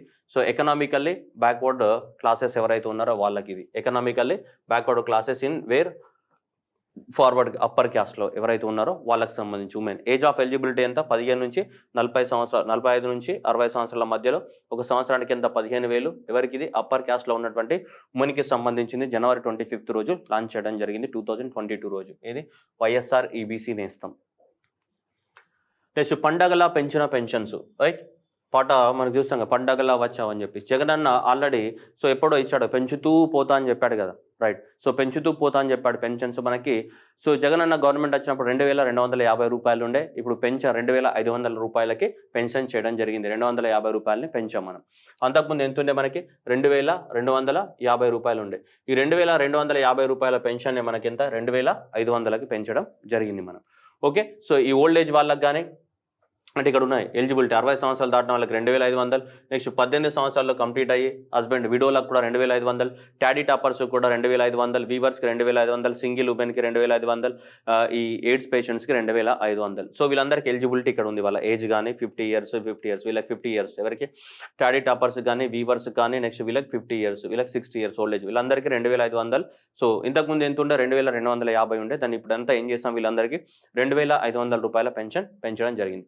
అలానే మన కోబ్లర్స్ చెప్పులు కుట్టే వాళ్ళకి 2500, అలాగే ఈ డిసేబుల్డ్ పర్సన్కి కానీ, ట్రాన్స్జెండర్స్ కానీ, డప్పు ఆర్టిస్టులకు కానీ ఎంత 3000 రూపాయలు. అలానే కిడ్నీ డయాలసిస్ పేషెంట్స్కి ఎంత 10,000 రూపాయలు పెన్షన్ అనేది ఆంధ్రప్రదేశ్ గవర్నమెంట్ అనేది ప్రొవైడ్ చేయడం జరుగుతుంది మనకి. అయితే ఈ సంవత్సరం ఇప్పుడు కొత్త పెన్షన్స్ అని మనకు January 1 నుంచి స్టార్ట్ అయినాయి. సో January 1 of 2022 నుంచి మనకి దాదాపు కొత్తగా 1,41,562 మంది కొత్తగా ఇంకా మనకి యాడ్ అవుతుంటారు. ఎందుకంటే ఏజ్ పెరుగుతూ ఉంటుంది కదా, ఓల్డ్ ఏజ్ పీపుల్ వీళ్ళు యాడ్ అవుతూనే ఉంటారు. సో కాబట్టి అలా మనకి లాంచ్ చేయడం జరిగింది. సో January 1 రోజు మనకి పత్తిపాడు, గుంటూరు జిల్లా పత్తిపాడులో మనకి ఇది స్టార్ట్ చేయడం జరిగింది. సో January 1 నుంచే మనకి ఇవి ఇవ్వడం స్టార్ట్ అయినాయి. ఏది కొత్త పెన్షన్ January 1 of 2022 నుంచి మనకి ఎక్కడ పత్తిపాడు, గుంటూరు జిల్లా. సో ఈ పత్తిపాడు గుంటూరు జిల్లా ఏదైతే ఉందో అక్కడ మనకి స్టార్ట్ చేయడం జరిగింది. ఈ కొత్త పెన్షన్కి సంబంధించిన కథ ఏదైతే ఉందో ఆ కథ. Next good samaritan law. So మనకి ఆల్రెడీ మీరు అందరు చూసుంటారు ఇది సినిమా సన్ ఆఫ్ సత్యమూర్తిలో. సో యాక్సిడెంట్ అంటే బైకో కారో రోడ్డు మీద పడిపోవడం కాదు, సో ఒక కుటుంబం రోడ్డు మీద పడిపోవడం అని చెప్పేసి చూద్దాం. అంటే ఏంటిది, ఎవరైతే యాక్సిడెంట్ అవుతుందో యాక్సిడెంట్ అయిన టైంలో ఆ పర్సన్ని కాపాడాలా. సో ఆ పర్సన్ని కాపాడి హెల్ప్ చేస్తారు కదా. సపోజ్ ఎవరో రోడ్డు మీద వెళ్ళారు, ఆ రోడ్డు మీద పడిపోయిన అతనికి మీరు హెల్ప్ చేస్తారు, అప్పుడు మీరు ఏమవుతారు, గుడ్ సమర్టియన్ అవుతారు. మీకు సెంట్రల్ గవర్నమెంట్ ఏం చేస్తుందంటే నువ్వు వాళ్ళని ఆపద టైంలో కాపాడి వాళ్ళని హాస్పిటల్ తీసుకెళ్ళినందుకు ఆ హాస్పిటల్ వాళ్ళు ఏం చేస్తారంటే నీకు ఒక రిసిప్ట్ ఇస్తారు, గుడ్ సమర్టియన్ అనే రిసిప్ట్ అనేది. ఆ తర్వాత సెంట్రల్ గవర్నమెంట్ ఒక పథకం పెట్టింది, ఇలా ఎవరైతే యాక్సిడెంట్ టైంలో కాపాడుతూ ఉంటారో జనాల్ని వాళ్ళకి రివార్డ్స్ ఇవ్వాలని ఒక పథకాన్ని తీసుకొచ్చింది. ఆ పథకం పేరే ఇది, ఏంటిది, గుడ్ సమర్టియన్ లా అని. సో ఆంధ్రప్రదేశ్లో కూడా అదే, రోడ్డు ప్రమాద బాధితులను ఆదుకునేందుకు నగదు మరియు ప్రశంసలు అని మనకి గౌతమ్ సవాంగ్ గారు మనకి కనిపిస్తున్నారు ఇక్కడ. సో దీనిలో ఉదయం చూసుకుంటే మనకి చూడొచ్చు ఇక్కడ. సో ఏడాదిలో వచ్చిన గుడ్ సమర్టియన్లో అత్యంత విలువైన 3 ప్రతిపాదనలను రాష్ట్ర స్థాయి కమిటీ ఎంపిక చేసి జాతీయ అవార్డుల కోసం కేంద్ర ప్రభుత్వానికి పంపుతుంది. ఆ విధంగా ఏడాదికి 10 అత్యున్నతమ గుడ్ సమర్టియన్లను కేంద్ర ప్రభుత్వం ఎంపిక చేసి 1,00,000 చొప్పున ప్రోత్సాహం మరియు ప్రశంసా పత్రం ఇస్తుంది. ఈ ఏడాది అక్టోబర్ 15 నుంచి అమల్లోకి వచ్చిన ఈ గుడ్ సమర్టియన్ అనే అవార్డు ప్రక్రియను 2026 మార్చి 31 వరకు కొనసాగించాలని కేంద్ర ప్రభుత్వం ప్రాథమికంగా నిర్ణయించింది. సో రైట్, సో దేశం మొత్తంలో దాదాపు 10 అవార్డ్స్ ఇస్తారు. ఇండియా నుంచి దాదాపుగా 10 అవార్డ్స్ ఇస్తూ ఉంటారు. రోడ్డు ప్రమాదాలలో రక్షించిన వాళ్ళకి 10 అవార్డ్స్ ఇస్తుంటారు. సో ఈ 10 అవార్డ్స్ అనేటివి రాష్ట్ర ప్రభుత్వం రికమెండ్ చేయాలి. మన రాష్ట్రం నుంచి ఎవరెవరైతే ఉన్నారో వాళ్ళని రికమెండ్ చేయాలి. రికమెండ్ చేసిన అన్ని రాష్ట్రాల నుంచి రికమెండేషన్స్ వస్తాయి. అన్ని రాష్ట్రాల నుంచి రికమెండేషన్స్ వస్తాయి కదా, ఆ వచ్చిన రికమెండేషన్స్ని దృష్టిలో పెట్టుకొని సెంట్రల్ గవర్నమెంట్ అనేది వాళ్ళకి ఎవరెవరైతే మంచిగా జనాలను ఎక్కువ కాపాడారో యాక్సిడెంట్ టైంలో వాళ్ళకి అవార్డు ఇవ్వడం జరుగుతుంది. దానికి ఉన్నటువంటి స్కీమ్ పేరే ఏంటిది, ఇది అనమాట, గుడ్ సమారిటన్ స్కీమ్ అనేది. ఓకే, సో రాష్ట్ర ప్రభుత్వం అనేది సెలెక్ట్ చేయాలి. ఆ రాష్ట్ర ప్రభుత్వం వాటి సెలెక్ట్ చేయడానికి కోసమే రాష్ట్ర స్థాయి, జిల్లా స్థాయిలో ఏం చేసింది, కమిటీని ఫామ్ చేయడం జరిగింది. ఎవరైతే జనాలని యాక్సిడెంట్లలో కాపాడుతున్నారో వాళ్ళని సెలెక్ట్ చేసి సెంట్రల్ గవర్నమెంట్కి పంపిస్తారు. ఆ సెంట్రల్ గవర్నమెంట్కి నచ్చితే అందులో వాళ్ళకి అవార్డ్స్ ఇవ్వడం జరుగుతుంది. Next fish harbours. సో ఆంధ్రప్రదేశ్లో మనకి ఫిష్ హార్బర్స్ని 8 ఫిష్ హార్బర్స్ని నిర్మించాలని చెప్పేసి ఆంధ్రప్రదేశ్ గవర్నమెంట్ అనేది 2 సంవత్సరాల క్రితమే నిర్ణయించడం జరిగింది. అందులో 4 ఫిషింగ్ హార్బర్స్లో ఇవి ఒకటి. బుడగండ్లపాలెం శ్రీకాకుళంలో, Pudimaka Visakhapatnam, so Narsipatnam west Godavari, Uppada east Godavari, Machilipatnam Krishna, Nizampatnam Guntur, and Kothapatnam Prakasam, and Juvvaladinne Nellore. ఈ 8 హార్బర్స్, ఫిషింగ్ హార్బర్స్ నిర్మించి అండ్ ఫిష్ ప్రొడక్షన్ని పెంచాలని అనుకుంది ఆంధ్రప్రదేశ్ గవర్నమెంట్. ఈ ఫిషింగ్ హార్బర్లో భాగంగా ఇందులో 4 అనేది ఆల్రెడీ అండర్ కన్స్ట్రక్షన్లో ఉన్నాయి. ఇది మచిలీపట్నం కృష్ణాది 1, అండ్ నెక్స్ట్ నిజాంపట్నం ఇది 2, అండ్ నెక్స్ట్ వచ్చేసి జువ్వలదిన్నె 3, అండ్ ఉప్పాడ 4. ఈ 4 అనేటివి ఆల్రెడీ ఏమున్నాయి, మనకి అండర్ కన్స్ట్రక్షన్లో ఉన్నాయి. ఇవనేటివి ఈ సంవత్సరం 2022 నాటికి ఆల్మోస్ట్ కంప్లీట్ అయిపోతాయి, అక్టోబర్ 2022 నాటికి. సో ఈ అక్టోబర్ 2022 నాటికి ఇవి కంప్లీట్ అయిపోతాయి. ఇవి కంప్లీట్ అయిన తర్వాత నెక్స్ట్ ఫేజ్లో మిగిలిన ఏవైతే ఉన్నాయో అవి నెక్స్ట్ ఫేజ్లో ఫేజ్ 2 కింద మనకి స్టార్ట్ అవుతాయి. దాదాపు 3,000 కోట్ల ఖర్చు అన్నమాట. సో ఇవి అన్ని ఇట్లా కన్స్ట్రక్ట్ చేయడానికి కోసం ఈ 4 1,500 కోట్లు, మిగతా వాటికి 1,500 కోట్ల ఖర్చు అవుతుంది. 3,000 కోట్లతోటి తోటి ఆంధ్రప్రదేశ్ గవర్నమెంట్ అనేది ఈ ఫిషింగ్ హార్బర్స్ డెవలప్మెంట్ అని చేపట్టడం జరిగింది. ఇందులో ఆల్రెడీ 4 కన్స్ట్రక్షన్లో ఉన్నాయి. వీటిపైన మనకి రివ్యూ మీటింగ్ అనేది జరిగింది. జగనన్న రివ్యూ మీటింగ్ చేయడం జరిగింది. ఆ రివ్యూ మీటింగ్లోనే మనకు చెప్పడం జరిగింది అక్టోబర్కు 4 ఫిషింగ్ హార్బర్ల పూర్తి అని ఇక్కడ మనకు కనిపిస్తుంది. సో ఈ పనుల్లో త్వరగా ప్రారంభమవుతాయని, ఫిషింగ్ హార్బర్ తొలి దశలో చేపడుతున్న ఉప్పాడ కానీ, నిజాంపట్నం కానీ, మచిలీపట్నం కానీ, జువ్వల దిన్నె ఫిషింగ్ హార్బర్ల పనులు కొనసాగుతున్నాయని, అక్టోబర్కి పూర్తి అవుతాయని చెప్తున్నారు. రెండవ విడతలో తీసుకుంటే బియ్యపు తిప్ప, ఓడరేవు, కొత్తపట్నం, నెక్స్ట్ పుడిమాక ఇవన్నీ కూడా రెండవ ఫేజ్లో కంప్లీట్ అవుతాయని మనకి మన రివ్యూ మీటింగ్లో, మన జనవరిలో జరిగినటువంటి రివ్యూ మీటింగ్, జనవరి 21 రోజు జరిగిన రివ్యూ మీటింగ్లో మనకి అదే జనవరి 21 మనకి ఆంధ్రప్రదేశ్ క్యాబినెట్ మీటింగ్ కూడా జరిగింది. దాంట్లో జగనన్న కూడా ఏం చెప్పారు, ప్రతి డిస్ట్రిక్ట్లో ఒక్కొక్క ఎయిర్పోర్ట్ ఉండాలి, 1 డిస్ట్రిక్ట్ 1 ఎయిర్పోర్ట్ అనే స్కీమ్ని ఇంప్లిమెంట్ చేయడానికి ప్రయత్నాలు మొదలు పెట్టాలి, ప్రతి డిస్ట్రిక్ట్లో ఒక చిన్న ఎయిర్పోర్ట్ అయినా ఉండాలని చెప్పేసి మనకు చెప్పాడు. ఇందుకు అనుగుణంగా ప్రణాళికలు రూపొందించారు. 1 డిస్ట్రిక్ట్ 1 ఎయిర్పోర్ట్. సో ఎయిర్పోర్ట్లు అండ్ పోర్ట్లు, ఫిషింగ్ హార్బర్లపై సమీక్షలో ముఖ్యమంత్రి వైఎస్ జగన్ ఏర్పోర్ట్ల నిర్మాణాలను జిల్లాలో ఏకరీతిగా ఉండాలి, ఇందుకు అవసరమైన మౌలిక సదుపాయాలపై దృష్టి పెట్టండి, బోయింగ్ విమానాలు సైతం ల్యాండ్ అయ్యేలా రన్వే అభివృద్ధి చేయాలి, ప్రస్తుతం ఉన్న వాటికి విస్తరణ, 2 కొత్త విమానాశ్రయాల నిర్మాణంపై ప్రత్యేక దృష్టి, ఫిషింగ్ హార్బర్లలో 3 పోర్ట్లకి అత్యంత ప్రాధాన్యతను ఇవ్వండి అని చెప్పేసి ఇది జనవరి 21 రోజు జరిగినటువంటి క్యాబినెట్ మీటింగ్లో జరిగింది. మరి ఎయిర్పోర్ట్కి సంబంధించి ఇక్కడ భోగాపురం ఎయిర్పోర్ట్ ఒకటి, నెక్స్ట్ వచ్చేసి మనకి నెల్లూరు జిల్లాలోని దగదర్తి, ఈ రెండిట్లను కూడా అతి త్వరన పూర్తి చేయాలని చెప్తున్నారు. విజయనగరం జిల్లా భోగాపురం అండ్ అట్లాగే నెల్లూరు జిల్లాలోని దగదర్తి, ఈ 2 ప్రాంతాలలో ఎయిర్పోర్ట్స్ ఏవైతే ఆల్రెడీ ఎప్పటి నుంచో ప్లాన్ చేశారు, 3 ప్లాన్ చేశారు. ఒకటి ఓర్వకల్లు అంటే మనకి ఉయ్యాలవాడ నరసింహారెడ్డిది కర్నూలు జిల్లాలో ఉంది. అది ఆల్రెడీ మార్చ్ 2021లో ఆల్రెడీ ఓపెన్ అయిపోయింది. ఓర్వకల్లు దగ్గర ఉయ్యాలవాడ నరసింహారెడ్డి ఇంటర్నేషనల్ ఎయిర్పోర్ట్ అనేది. అప్పుడే మనకి భోగాపురం ప్లాన్ చేశారు, అప్పుడే ఈ దగదర్తి కూడా ప్లాన్ చేశారు, కానీ ఇవి ఇంకా ఫైనలైజ్ అవ్వలేదు. అదైతే కంప్లీట్ అయ్యి ఇనాగ్రేట్ అయిపోయింది. ఏది ఉయ్యాలవాడ నరసింహారెడ్డి. దాంట్లో భాగంగానే ఇక్కడ ఏంటిది దగదర్తి భోగాపురం. ఈ దగదర్తి భోగాపురం అనే ఎయిర్పోర్ట్ అని కూడా అతి తొందరగా ఏం చేయాలి, ప్లాన్ చేయాలి. ఈ 4 హార్బర్స్ని కంప్లీట్ చేయాలి, ఇంకా 4 హార్బర్స్ని అతి త్వరలో కంప్లీట్ చేయాలి. దాంతోపాటు ప్రతి డిస్టిక్లో ఒక ఎయిర్పోర్ట్ ఉండొచ్చు, 1 డిస్ట్రిక్ట్ అండ్ 1 ఎయిర్పోర్ట్ ఉండేటట్టు కూడా ప్లాన్ చేయాలని చెప్పేసి మనకి ఆర్డర్స్ ఇవ్వడం జరిగింది. Next tourism start. విశాఖ తిరుపతిలో 5 లక్షల 5 స్టార్ హోటల్స్, విజయవాడలో 4 నక్షత్రాల హోటళ్లతోటి 2600 కోట్లకు పైగా వ్యయంతో రాష్ట్రంలో 10 ప్రాజెక్టుల అభివృద్ధి. ఒబెరాయ్ కానీ, హయాత్ హోటల్స్ కానీ, తాజ్ గ్రూప్లతోటి ఇవన్నీ కూడా ఎక్కువ మొత్తంలో మనకి ఏమంటాం టూరిజం డెవలప్మెంట్ చేయడానికి. అలాగే ఇస్కాన్ ఆధ్వర్యంలో పెనుకొండలో ఆధ్యాత్మిక కేంద్రం, ఇది క్వశ్చన్ ఇంపార్టెంట్. ఇస్కాన్ ఆధ్వర్యంలో పెనుకొండలో ఆధ్యాత్మిక కేంద్రం. ఇలా చూస్తే మనకి ఇలా అన్నవరంలో కానీ, పేరూరు తిరుపతి కానీ, గండికోట వైఎస్ఆర్ జిల్లా, ఆర్సిల్లి చిత్తూరు జిల్లా, రైట్ పిచ్చుకలంక కృష్ణా గోదావరి జిల్లా. ఇవన్నిట్లలో ఎక్కువ మొత్తంలో ఏంటిది ఇవన్నీ కూడా ఏమంటారు విల్లాస్ నిర్మించి అక్కడ ఎక్కువ మొత్తంలో టూరిజాన్ని ప్రమోట్ చేయడానికి ఒబెరాయ్ హోటల్స్ వారు ఆ ప్రాంతాలన్నింటిలో కూడా మనకి చేస్తున్నారు. అలాగే గండికోట వద్ద 4336 ఎకరాలలో పర్యాటక సిటీని అభివృద్ధి చేయనున్నారు, టూరిజం సిటీని. ఎక్కడ గండికోట దగ్గర. ఈ విల్లాల నిర్మాణానికి 50 ఎకరాల స్థలాన్ని కేటాయించారు. గండికోట అండ్ పిచ్చుకుంట్ల ఆర్సిల్స్ ప్రాజెక్టులను సింగిల్ ఫేజ్లో పూర్తి చేయాలని రాష్ట్ర ప్రభుత్వం జీవోలో కోరడం జరిగింది అని ఇక్కడ మనకు కనిపిస్తుంది. ఓకేనా. ఇవన్నీ కూడా ఎవరు ఒబెరాయ్ హోటల్స్ వాళ్ళు అక్కడ అన్ని కూడా టూరిజమ్స్ డెవలప్ చేయడానికి కోసం పెద్ద పెద్ద విల్లాస్ అనేటివి నిర్మించడం జరుగుతుంది. 5 స్టార్ కానీ, ఈ 3 స్టార్ హోటల్స్ అనేటివి నిర్మిస్తూ ఉన్నారు. అట్లాగే ఇస్కాన్ టెంపుల్ వాళ్ళు కూడా మనకు ఆధ్యాత్మిక కేంద్రాన్ని నిర్మించబోతున్నారు. అనంతపురం జిల్లా పెనుకొండ జ్ఞానగిరి లక్ష్మీ నరసింహస్వామి ఆలయం వద్ద 100 కోట్లతోటి 69,000 ఎకరాలలో ఆధ్యాత్మిక కేంద్రాన్ని ఏర్పాటు చేయనున్నారు. 288 గదులతో అతిథి గదులు, 2000 సీట్ల సామర్థ్యంతో ఎంపీ థియేటర్, కృష్ణలీలల థీమ్ పార్క్, 1000 సీట్ల సామర్థ్యంతో కన్వెన్షన్ సెంటర్, 108 పడక గదులతో ధర్మశాల ఇవన్నీ కూడా రాబోతున్నాయి. ఎక్కడ ఈ పెనుకొండ ఆధ్యాత్మిక కేంద్రంలో ఎవరు ఇస్కాన్ టెంపుల్ వారు నిర్మించబోతున్నారు. ఇక్కడ ఇవంతా ఎవరు ఒబెరాయ్ హోటల్స్ వాళ్ళు మనకి నిర్మించబోతున్నారు. టూరిజం సిటీని ఎక్కడ కట్టబోతున్నాం, గండికోట ఏదైతే ఉందో మనకు పెన్నాన దగ్గర కడప జిల్లాలో, ఆ గండికోట దగ్గర అది ఫోర్ట్ ఉంది.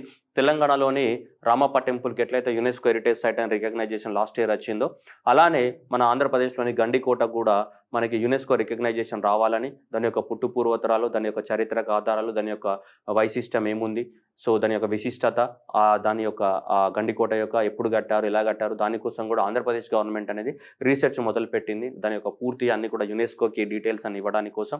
యునెస్కో రికగ్నైజేషన్ వస్తే ఒకవేళ అక్కడ మనకు అన్ని విల్లాస్ నిర్మించి, అలాగే అక్కడ టూరిజం సిటీని పెద్దగా డెవలప్మెంట్ చేస్తే ఆటోమేటిక్గా lot of tourist will visit that area. So ఆ దిశగా మనం గండికోటని మేజర్ టూరిజం సెంటర్గా డెవలప్మెంట్ చేయాలని మనం అడుగులేస్తున్నాం. రైట్. నెక్స్ట్ విశాఖ, విజయవాడ జిల్లాల్లో లోకాయుక్త జోనల్ ఆఫీసెస్. మనకు లోకాయుక్త యొక్క ఆంధ్రప్రదేశ్ యొక్క జస్టిస్ లోకాయుక్త ఎవరైతే ఉన్నారో ఇతనికి సంబంధించి లక్ష్మణ్ రెడ్డి. సో ఈ లక్ష్మణ్ రెడ్డి గారు చెప్పేదంటే మనకి ఈ లోకాయుక్తకి సంబంధించినటువంటి లోకాయుక్త అంటే కరప్షన్ కదా, to prevention of the corruption అనే యొక్క వర్క్. ఈ ఆంధ్రప్రదేశ్లో లోకాయుక్త యొక్క హెడ్ క్వార్టర్ కర్నూలులో ఉంది మనకి. ఓకే, కర్నూలులో ఉంది. ఇక్కడ చూడండి, కర్నూలులో లోకాయుక్త యొక్క ప్రధాన కార్యాలయం ఉంటుందన్నారు. కర్నూలులో పెట్టబోతున్నారు. ఏది లోకాయుక్త యొక్క మేజర్ హెడ్ క్వార్టర్. సో ఆంధ్రప్రదేశ్లో లోకాయుక్త హెడ్ క్వార్టర్ ఇక్కడ కర్నూలులో పెడితే దానికి సంబంధించిన జోనల్ ఆఫీస్ ఒకటి విశాఖపట్నంలో, ఒకటి ఇక్కడ విజయవాడలో పెట్టబోతున్నారు లోకాయుక్తకి దానికి సంబంధించి. ఒక మేజర్ ఆఫీస్ అయితే ఎక్కడ ఉంటుంది, head quarter of the Lokayukta అనేది మనకి ఇక్కడ కర్నూలులో పెట్టబోతున్నారు. మన ఆంధ్రప్రదేశ్ యొక్క లోకాయుక్త ఎవరు, లక్ష్మణ్ రెడ్డి. నెక్స్ట్ పైకి పాతాళ గంగ. సో కడప జిల్లా చూసుకుంటే ఇండియాలోనే 2వ ప్లేస్లో ఉంది. భూగర్భ జలాలు అంటే under ground water. So under ground వాటర్ని కనుక ఆంధ్రప్రదేశ్లో తీసుకుంటే సో మనకి శ్రీకాకుళంలో వర్షాకాలానికి ముందు, వర్షాకాలానికి తర్వాత. వర్షాకాలంలో ఎలాగో అండర్ గ్రౌండ్ వాటర్ ఉంటాయి. సో కానీ వర్షాకాలం తర్వాత కూడా అండర్ గ్రౌండ్ వాటర్ అనేది చాలా ఎత్తు పైనలోనే ఉంటాయి, ఎక్కువ మొత్తంలో వాటర్ స్టోర్ అయినట్టే కదా. సో అలా తీసుకుంటే మనకి పశ్చిమ గోదావరి తీసుకుంటే దాదాపు వర్షాకాలం తర్వాత 14 మీటర్ల లోతులో ఉంది అండర్ గ్రౌండ్ వాటర్. కానీ కడప డిస్టిక్ వైఎస్ఆర్ కడప డిస్టిక్ తీసుకుంటే దాదాపు 2.69 మీటర్ల లోతులోనే మనకి వర్షాకాలం తర్వాత కూడా వాటర్ అవైలబిలిటీ అనేది ఉంది. చాలా పైనే వాటర్ ఉందన్నమాట కడప డిస్టిక్లో. అంత లోతుకు వెళ్లాల్సిన అవసరం లేదు. సో అటు రాష్ట్రంలో వైఎస్ఆర్ కడప జిల్లాలో అత్యధికం, పశ్చిమ గోదావరిలో అత్యల్పం. వైఎస్ఆర్ కడప జిల్లాలో 2.69 మీటర్ల లోతులో భూగర్భ జలాలు లభ్యమవుతుండగా పశ్చిమ గోదావరి జిల్లాలో 14.8 మీటర్ల లోతులో మన భూగర్భ జలాలు అందుబాటులో ఉన్నాయి అంటున్నాం మనం. ఓకేనా, రైట్. ఇది భూగర్భ జలాలకు సంబంధించి. అట్లానే రాష్ట్ర ప్రభుత్వం అనేది ఎవ్రీ ఇయర్ అనేది సగటు ఆంధ్రప్రదేశ్లో సగటు ఎంత, వర్షాకాలం 9 మీటర్ల దగ్గర అవైలబిలిటీ ఉంటే వర్షం తర్వాత మనకి 5 మీటర్ల దగ్గర వాటర్ అవైలబిలిటీ అనేది ఉంది వర్షాకాలం తర్వాత యావరేజ్గా. సో ఇది వర్షాకాలం ముందు 9 అండ్ వర్షాకాలం తర్వాత 6 మీటర్ల దగ్గర మనకి అండర్ గ్రౌండ్ వాటర్ అవైలబిలిటీ ఉంది. అయితే central government every year national water awards ఇస్తూ ఉంటుంది. National water awards every year ఎవరు, సెంట్రల్ గవర్నమెంట్ అని. ఈ సంవత్సరం ఉత్తరప్రదేశ్ రాష్ట్రము బెస్ట్ స్టేట్గా ఎలక్ట్ అవ్వడం జరిగింది. National water awards, national water awards 2021. దీనికి సంబంధించి అంటే 21 అంటే 2020లో ఇచ్చేటి 21. సో 2020 నేషనల్ వాటర్ అవార్డ్స్ 2020 ఇవ్వడం జరిగింది. దానికి సంబంధించి మన బెస్ట్ స్టేట్ ఇండియాలో వాటర్ కన్జర్వేషన్కి సంబంధించి బెస్ట్ స్టేట్ ఉత్తరప్రదేశ్గా సెలెక్ట్ అవ్వడం జరిగింది. అయితే ఈ వాటర్ అవార్డ్స్ ఇచ్చేటప్పుడు జోన్ వైజ్ ఇస్తారు. North zone, okay, north zone, south zone, east zone and west zone ఇలా డివైడ్ చేయడం జరిగింది. మనం సౌత్ జోన్లోకి వస్తాం కదా, ఈ రాష్ట్రాలన్నీ కూడా ఇవన్నీ కూడా మన సౌత్ జోనే కదా. ఆంధ్రప్రదేశ్ కూడా part of the what south zone. ఈ సౌత్ జోన్లో మనకి కేరళలోని తిరువనంతపురం ఏదైతే ఉందో ఇది బెస్ట్ డిస్ట్రిక్ట్గా సెలెక్ట్ అవ్వడం జరిగింది. In case of the water conservation ఏవైతే ఉన్నాయో వాటికి సంబంధించి ఇది బెస్ట్ డిస్ట్రిక్ట్గా సెలెక్ట్ అయింది. తిరువనంతపురం ఎక్కడ ఉంది, ఇది కేరళలో ఉంది. కేరళలో ఉన్నటువంటి తిరువనంతపురం. దాని తర్వాత సౌత్ జోన్లో 2వ ప్లేస్లో ఉన్నటువంటిది ఏది, మనదే, ఏది వైఎస్ఆర్ కడప అనేది 2nd ప్లేస్లో ఉంది సౌత్ జోన్లో in case of the what. So best district in case of the water conservation. Best district in case of the water కన్జర్వేషన్లో మనకి సో సౌత్ జోన్లోనే 2వ ప్లేస్లో ఉంది. ఫస్ట్ ప్లేస్లో ఏది ఉంది, తిరువనంతపురం కేరళది ఉంటే, అండ్ 2nd ప్లేస్ సౌత్ జోన్లో వైఎస్ఆర్ కడపదే ఉంది. వైఎస్ఆర్ జిల్లాకు జల అవార్డు ప్రకటించిన కేంద్ర మంత్రి సో జలశక్తి మంత్రి గజేంద్ర సింగ్ షెకావత్. ఇది వాటర్ అవార్డ్స్ 2020లో. రైట్. సో బెస్ట్ అవార్డు ఇందులో ఉత్తమ రాష్ట్ర విభాగంలో ఉత్తరప్రదేశ్కు ప్రథమ బహుమతి లభించగా ఆ తర్వాతి రాష్ట్రాల్లో రాజస్థాన్, తమిళనాడు ఉండగా ఈ సందర్భంగా షెకావత్ మాట్లాడుతూ ప్రపంచ జనాభాలో 18% కంటే ఎక్కువగా ఉండగా ఇదంతా వేరేదో చెప్పినాడు. సో ఇది మనకి ఆంధ్రప్రదేశ్కి సంబంధించి అయితే ఇది ఉంది. ఇది 2వ ప్లేస్లో ఉంది వైఎస్ఆర్ కడప. సో ఇది కూడా ఎగ్జామినేషన్లో రావడానికి ఛాన్సెస్ ఉన్నాయి. రైట్, ఆల్రెడీ చూసాం మనం బెస్ట్ డిస్ట్రిక్ట్ ఏదన్నా. సో వైఎస్ఆర్ కడప మనకి దేంట్లో వాటర్ కన్జర్వేషన్లో సౌత్ ఇండియా జోన్లో మనకి. సో సౌత్ జోన్లో మొత్తం ఓవరాల్గా తిరువనంతపురము మనకి. 2nd అయితే ఎవరు వచ్చి వైఎస్ఆర్ కడప డిస్ట్రిక్ట్ వచ్చింది. ఓకే, ఇది ఎగ్జామ్లో కొంచెం ఇంపార్టెంట్ క్వశ్చన్ రావడానికి కూడా ఛాన్స్ ఉంది. అట్లాగే మనము గ్రౌండ్ వాటర్ పర్సంటేజెస్ కూడా చూసాం మనం. సో ఆంధ్రప్రదేశ్లో మనం చూసాం కదా పైకి పాతాళ గంగ అని. సో ఆ గంగ అనేది ఎక్కడ పోతుందో తెలియదు కానీ అయితే అన్నాడు మరి పైకి పాతాళ గంగ అని. రైట్. నెక్స్ట్ ఇక్కడేమైనా ప్రభుత్వ ఆసుపత్రుల్లో అత్యాధునిక ఆక్సిజన్ సౌకర్యాలు అనేది మనకి రావడం జరిగింది. ఇందులో ఎగ్జామ్లో క్వశ్చన్ ఏమొస్తుంది సార్, అడ్వర్టైజ్మెంట్ కూడా చెప్తారు సార్ మీరు, నీకు డౌట్ వస్తుంది. సో ఇది మనకి ఎగ్జామినేషన్లో మన చెత్త బిట్లకి ప్రతీకే కదా మనం. ఆ చెత్త బిట్లలో ఏదో చెత్త బిత్తు.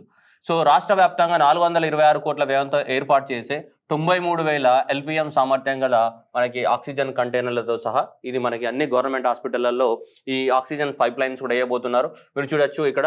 సో 189 కోట్ల వ్యయంతో 106 ఆసుపత్రి లోపల మనకి ఆక్సిజన్ ప్లాంట్లు, అలాగే మనకి లిక్విడ్ మెడికల్ ఆక్సిజన్ రవాణా కోసం ట్యాంక్స్ ని కంటైనర్స్ ని తయారు చేయడము, అలానే ఆక్సిజన్ పైప్ లైన్స్ కోసం కూడా మనకి బెడ్లకు ఏవైతే ఉన్నాయో బెడ్స్ ఏవైతే ఉన్నాయో వాటికి ఆక్సిజన్ పైప్ లైన్స్ చేయడానికి కోసం ఇలా లిక్విడ్ మెడికల్ ఆక్సిజన్ ట్యాంకులు. ఈ ట్యాంక్స్ అనేవి ఏ కలర్ లో ఉంటాయమ్మా? వైట్ కలర్ లో ఉంటాయి. సో ఈ ఆక్సిజన్ క్యారీ చేసే ట్యాంక్స్ అన్ని కూడా వైట్ కలర్ లో ఉంటాయి. సో దీనికోసం దాదాపు 426 కోట్లతోటి ఆంధ్రప్రదేశ్ గవర్నమెంట్ అనేది కేవలం ఈ ప్రభుత్వ ఆసుపత్రులలో మనకి కరోనా వల్ల మనం చూసాం సెకండ్ వేవ్ లో ఆక్సిజన్ అనేది చాలా ఇంపార్టెంట్ అయ్యింది. సో దానికోసం ఈ ఆక్సిజన్ ట్యాంకర్స్ ని, ఇవి ఆక్సిజన్ కంటైనర్స్ ని, ఆక్సిజన్ పైప్ లైన్స్ ని ఇవన్నిటిని కూడా డెవలప్మెంట్ చేస్తుంది.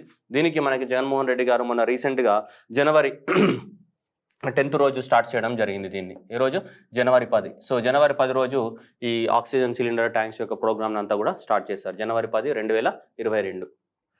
నెక్స్ట్ గండికోట కొత్తగల్ల మనం ఇంతకుముందే చెప్పాం గండికోటకు సంబంధించి. సో ఒబెరాయ్ హోటల్స్ వాళ్ళు దాంట్లో ఎలా డెవలప్మెంట్ చేస్తున్నారు, అట్లాగే ఒబెరాయ్ వాళ్ళు హోటల్స్ వాళ్ళు మనకు అక్కడ టూరిజం సిటీగా డెవలప్మెంట్ చేస్తున్నారు. ఆంధ్రప్రదేశ్ అనేది యునెస్కో హెరిటేజ్ సైట్ కోసం కూడా ప్రయత్నాలు మొదలుపెట్టింది గండికోట అని మనం ఆల్రెడీ డిస్కస్ చేయడం జరిగింది మనకి. రైట్, నెక్స్ట్ వచ్చేసి విప్లవాన్ని సృష్టిస్తున్నాం. కొప్పర్తి పారిశ్రామిక వాడలో 75,000 మందికి ఉపాధి కల్పించే ప్రణాళిక. కొప్పర్తి ఎక్కడుంది? మనకి కడప జిల్లా. సో కడప జిల్లా కొప్పర్తి ఉంది.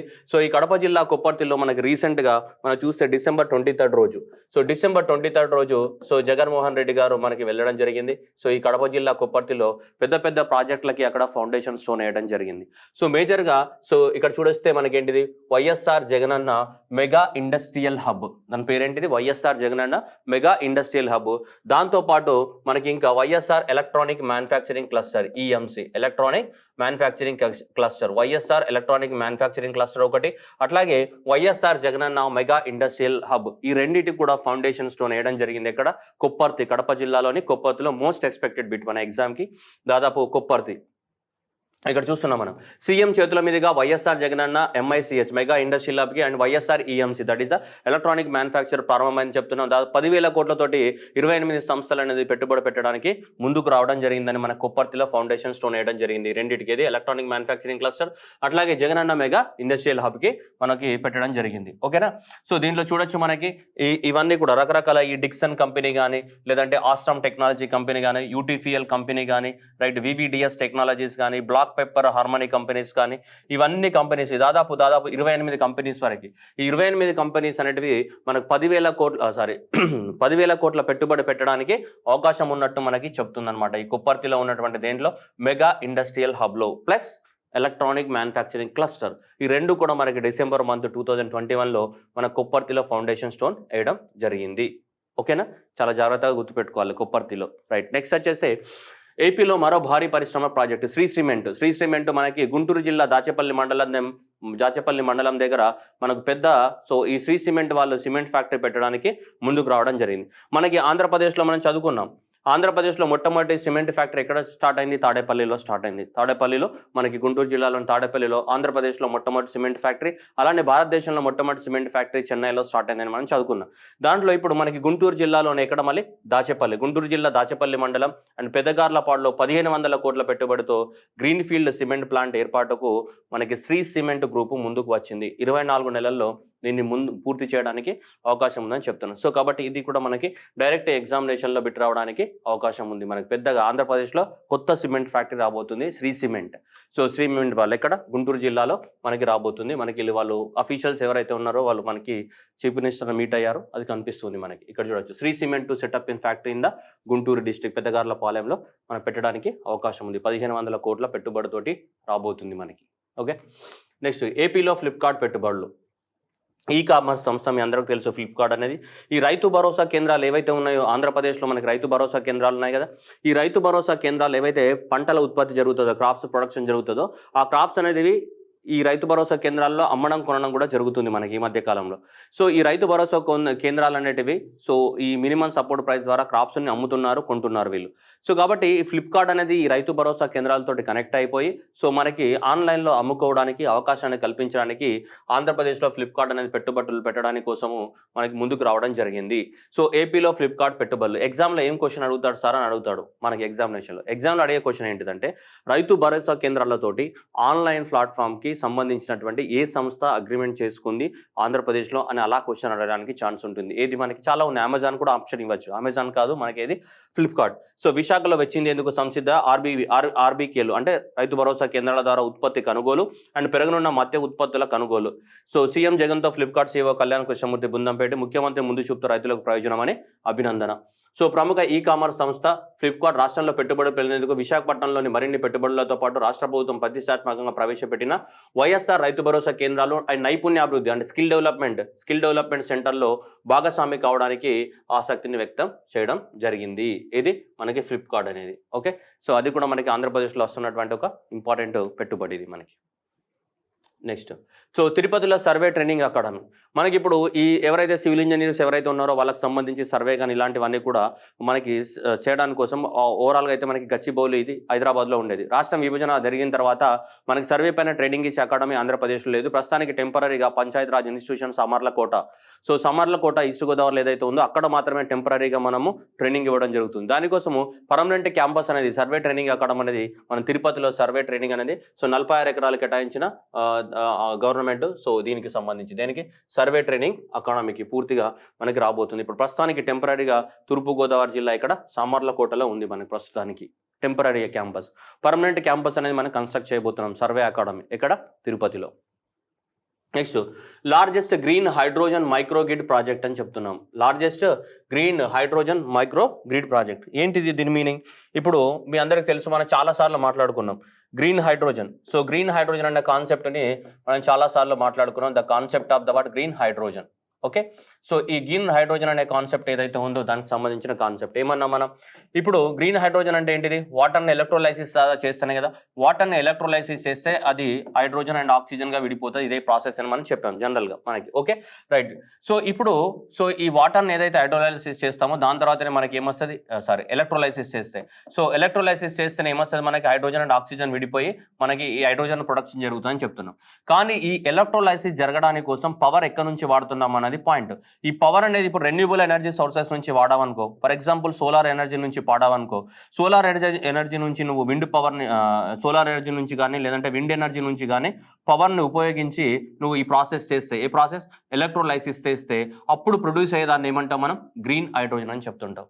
అప్పుడు ప్రొడ్యూస్ అయ్యేదాన్ని ఏమంటాం గ్రీన్ హైడ్రోజన్ అని చెప్తుంటాం. అలాగే మనకు ఆంధ్రప్రదేశ్లో ఇలా గ్రీన్ హైడ్రోజన్ ఎలా ప్రొడ్యూస్ అవుతుంది అంటే ఈ ఎలక్ట్రోలైసిస్కి వాడే విద్యుత్ అనేది ఎక్కడి నుంచి రావాలా, రెన్యూబుల్ ఎనర్జీ సోర్సెస్ నుంచి రావాలి. అప్పుడే దాన్ని గ్రీన్ ఎనర్జీ అని గ్రీన్ హైడ్రోజన్ అని చెప్తుంటాం. అయితే మనకి విశాఖపట్నం దగ్గర ఉన్నటువంటి సింహాద్రి దగ్గర మనకి ఏముంది, నేషనల్ థర్మల్ పవర్ కార్పొరేషన్ ఉంది, ఎన్టీపీసీ ఉంది సింహాద్రి దగ్గర. ఈ ఎన్టీపీసీ సింహాద్రి దగ్గర ఏం చేశారంటే మనకి ఒక పెద్ద సోలార్ పవర్ ప్లాంట్ పెట్టారు. ఓకే, వాటర్ పైన తేలియాడుతున్నటువంటి సోలార్ పవర్ ప్లాంట్ ఉంది. ఈ సోలార్ పవర్ ప్లాంట్ ద్వారా ప్రొడక్ట్ అయ్యే విద్యుత్ ఏదైతే ఉందో, పవర్ ఏదైతే ఉందో, ఈ సోలార్ పవర్ ప్లాంట్ ద్వారా వచ్చే పవర్ ద్వారా మనం ఏం చేస్తున్నాం, అక్కడ ఎలక్ట్రోలైసిస్ చేస్తున్నాం. ఏంటిది? వాటర్ని ఏం చేస్తున్నాం, ఎలక్ట్రోలైసిస్ చేస్తున్నాం. వాటర్ని ఎలక్ట్రోలైసిస్ చేసి హైడ్రోజన్ని ప్రొడక్షన్ చేసి ఆ హైడ్రోజన్ ఏం చేస్తున్నాం, మనం స్టోర్ చేస్తున్నాము. ఇలాంటి ఫెసిలిటీస్ అనేది మన భారతదేశంలో ఉన్నటువంటిది అండ్ ఫస్ట్ టైం డెవలప్ అయినటువంటి ఏరియా ఏది, మన ఆంధ్రప్రదేశ్లో ఉన్నటువంటి Simhadri national thermal power corporation. ఎలా ఈ సోలార్ ఎనర్జీ ద్వారా ప్రొడ్యూస్ అయిన పవర్ ద్వారా ఎలక్ట్రోలైసిస్ చేసి మనం దేన్ని ప్రొడక్షన్ చేస్తున్నాం, హైడ్రోజన్ని ప్రొడక్షన్ చేస్తున్నాం. అలా ఇదే మనకి ఫస్ట్ ఇది ఏమని చెప్పుకోండి, ఇక్కడ లార్జెస్ట్ గ్రీన్ హైడ్రోజన్ ఏమంటున్నాం, largest green hydrogen micro grid project అనేది మనకి ఇక్కడ డెవలప్ అయింది. ఇండియాలోనే ఇది first of its kind. It is the what countries first green hydrogen energy based storage project. So it is produces using the advance 240 kilowatts of the solid oxide electrolyser by using the solar power. So ఏదైతే solar power ఉందో దాన్ని ఉపయోగించి electrolysis చేసి hydrogen produce చేసి దాన్ని store చేస్తున్నాం. అలాంటి plant భారతదేశంలో ఇక్కడే మొదటిసారిగా స్టార్ట్ అయింది. ఇక్కడ Simhadri thermal power station Visakhapatnam. Next వైజాగ్లో London Eye. So London Eye అంటే ఇట్లాంటి పెద్దది వీల్, ఈ పెద్ద వీల్ ఉంది కదా, సో ఈ వీల్ని మనం ఏమంటాం, ఇలాంటిది వైజాగ్లో నిర్మిస్తామని చెప్పేసి మనకి ఆంధ్రప్రదేశ్లో చెప్తున్నారు. మనకి దాదాపు 360 డిగ్రీల కోణంలో 125 మీటర్ల ఎత్తు నుంచి రాత్రి డిన్నర్ చేస్తే ఎలా ఉంటుంది, ఆహా అద్భుతంగా ఉంటుంది కదూ. ఇప్పుడు ఆ ఊహ కాస్త నిజం కానుంది. విశాఖపట్నంలోని లండన్ ఐ తరహాలో 125 మీటర్ల ఎత్తులో ఉన్నటువంటి మెగా వీల్ను బీచ్ రోడ్లో నిర్మించేందుకు ఆంధ్రప్రదేశ్ ప్రభుత్వం ప్రణాళికను సిద్ధం చేసిందని మనకు న్యూస్ పేపర్లో వేసినారు. ఓకే రైట్, ఇంతవరకు బాగానే ఉంది. ఎంత 125 మీటర్ల ఎత్తులో. అయితే ఆల్రెడీ మనం చూసుకుంటే సో దుబాయ్లోని బ్లూ వాటర్ ఐలాండ్ ఇది రీసెంట్గా ఓపెన్ అయింది, 250 మీటర్ల హైట్లో ఉంది ఇట్లాంటిది. అండ్ హై రోలర్ అని లాస్ వేగాస్ యూఎస్లో ఉంది, అది 167 మీటర్లు. అండ్ స్టార్ ఆఫ్ నాన్చాంగ్ చైనాలో ఉంది 160. అండ్ లండన్ అయ్యేది 130. ఇప్పుడు ఆంధ్రప్రదేశ్లో వచ్చేది 125 మీటర్ల హైట్లో రాబోతుంది ఇలా పెద్ద జాయింట్ వీల్ అనేది. సో దట్ టాప్ 10 మెగా వీల్స్లో విశాఖ మెగా వీల్కి చోటు చక్కే చోటు. ఒకేసారి నగరము సముద్రం ఉండేలా 125 మీటర్ల ఎత్తు నుంచి 365 డిగ్రీల లోపల మనకు చూసే అవకాశం. 125 మీటర్ల ఫీట్ సైట్లో కడతామని చెప్తున్నారు. Right, okay. ఈ భీమిలి బీచ్కి దగ్గరగా కడతామని ప్లాన్లో ఉన్నారు వీళ్ళు. ఓకే, చూద్దాం మరి మనం కూడా అప్పుడు పోయి ఈ వీళ్ళు తిరిగేద్దాం ఇట్లా డ్రర్ అని. నెక్స్ట్ విశాఖలో, సో విశాఖకి సంబంధించి ఏమంటున్నాం, మన విశాఖలో హార్డ్ వాల్వ్స్ ఏవైతే హార్డ్ వాల్వ్స్ అంటే మనకి ఇవి ఉంటాయి కదా, గుండె ఉంటాయి కదా, ఆ గుండెకి సంబంధించినటువంటి హార్ట్ వాల్వ్స్ మనకి ఉంటాయి కదా. బైకాస్పిడ్ వాల్, ట్రైకాస్పిడ్ వాల్ అని మనకి హార్ట్ ఉంటుంది కదమ్మా. ఈ హార్ట్లో మనకి ఈ బైకాస్పిడ్ వాల్స్, ట్రైకాస్పిడ్ వాల్స్ ఉంటాయి కదా.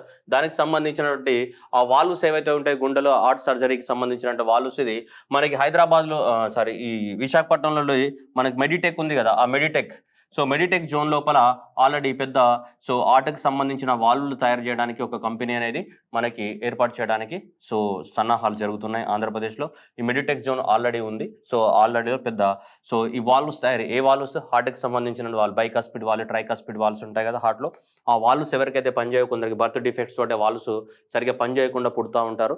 అలాంటి వాళ్ళ కోసం, డిఫెక్ట్స్ ఉన్న వాళ్ళ కోసం విశాఖలో ఏషియాలోనే అతిపెద్ద యూనిట్గా గుర్తింపు.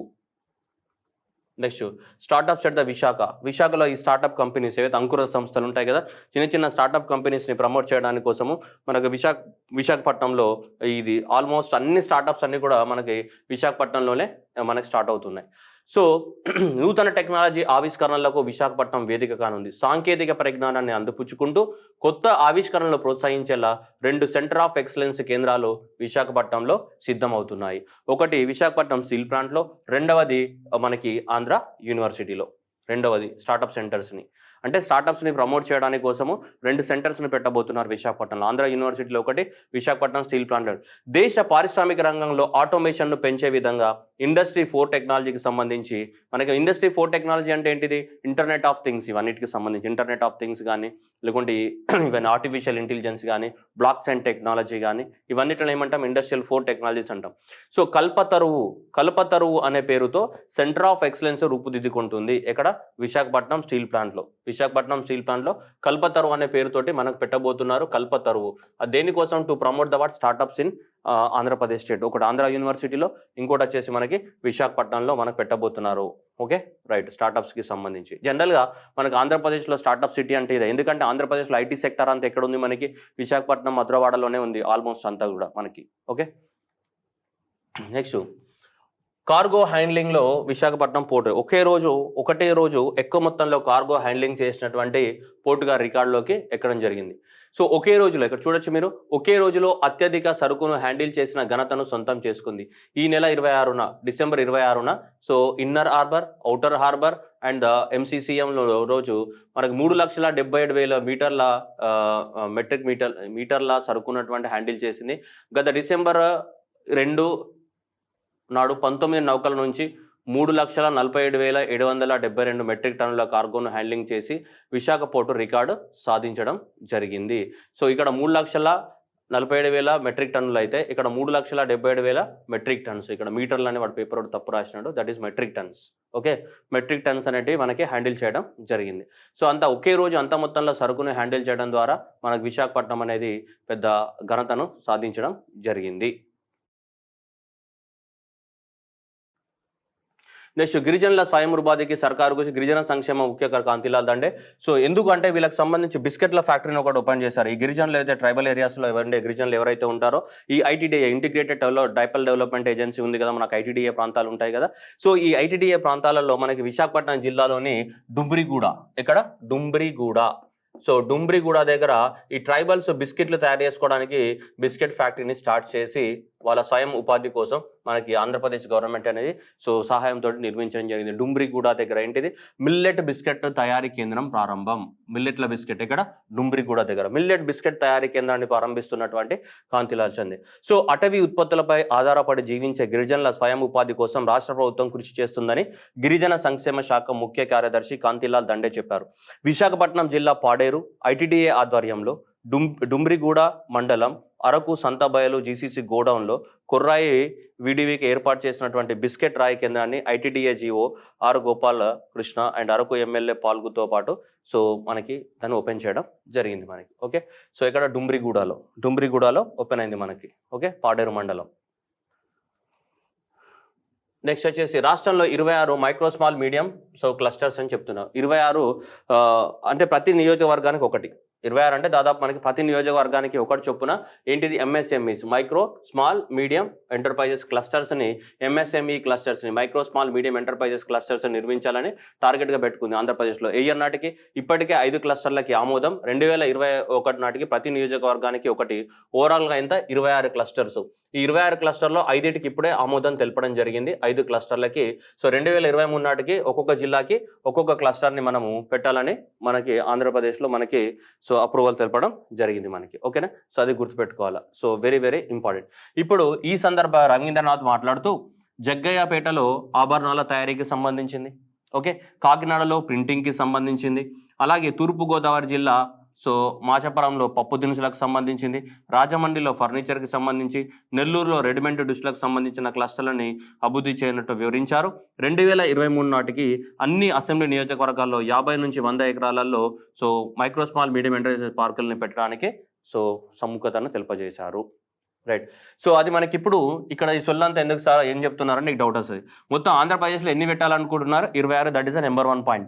నెంబర్ 2 పాయింట్ ఇప్పుడు ఎన్నిటికి అప్రూవల్ ఇచ్చారు 5టికి అప్రూవల్ ఇచ్చారు. ఆ 5 ఏంటి ఇవి ఉన్నాయి. ఇది ఒకటి ఆభరణాలది ఎక్కడ వస్తున్నది, నెక్స్ట్ పప్పు దినుసులది ఎక్కడ వస్తున్నది, ఫర్నిచర్ది ఎక్కడ వస్తుంది, రెడీమేడ్ దుస్తులది ఎక్కడ వస్తుంది అన్నది ఇవి గుర్తుపెట్టుకోవాలి మనకి ఖచ్చితంగా. సో జగ్గయ్యపేటలో ఏంటిది ఈ ఆభరణాలు నగలకు సంబంధించినటువంటివి ఉంటాయి కదా, కాకినాడలో ప్రింటింగ్, తూర్పుగోదావరిలో పప్పు దినుసులు, రాజమండ్రిలో ఫర్నిచర్, నెల్లూరులో ఏంటిది రెడీమేడ్ దుస్తులకి ఆల్రెడీ అప్రూవల్ తెలిపింది ఆంధ్రప్రదేశ్ గవర్నమెంట్. టోటల్గా 26 మైక్రో స్మాల్ మీడియం ఎంటర్ప్రైజెస్ పెట్టాలని అనుకుంటున్నాం.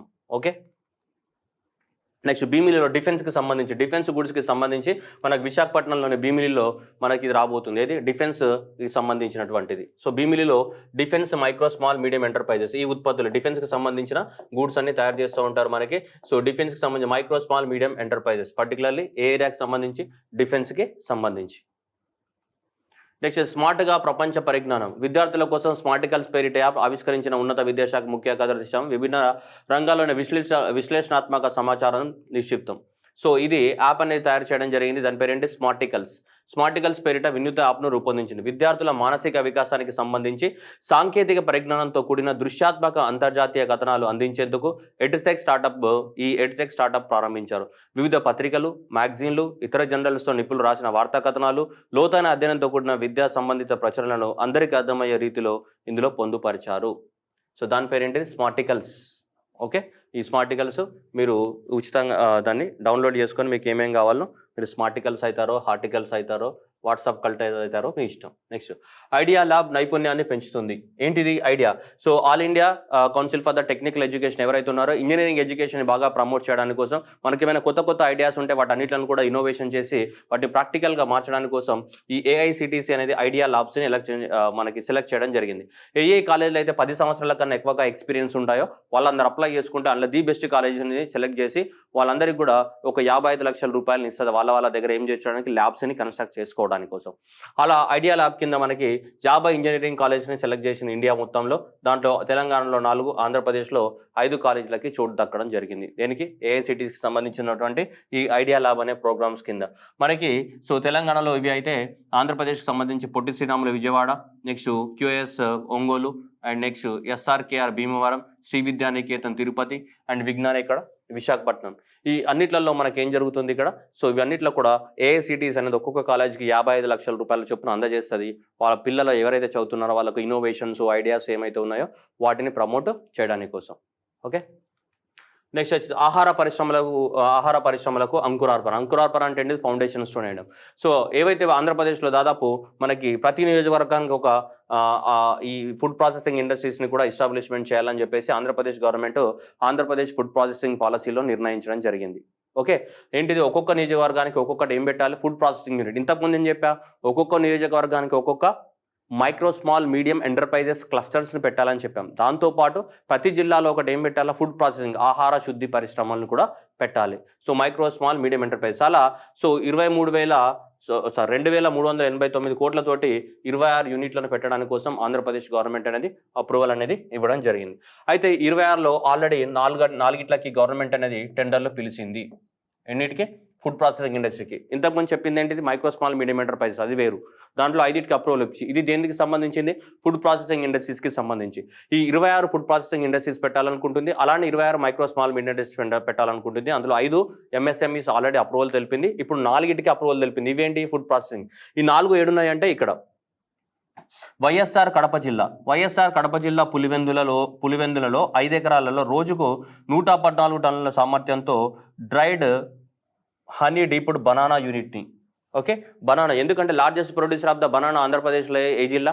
కడప జిల్లాని. సో బనానాకి సంబంధించినటువంటి ఫుడ్ ప్రాసెసింగ్ ఇండస్ట్రీ అనేది కడప జిల్లా పులివెందులలో పెట్టడానికి ఆంధ్రప్రదేశ్ గవర్నమెంట్ అనేది అప్రూవల్ తెలిపింది. This is the number 1 point.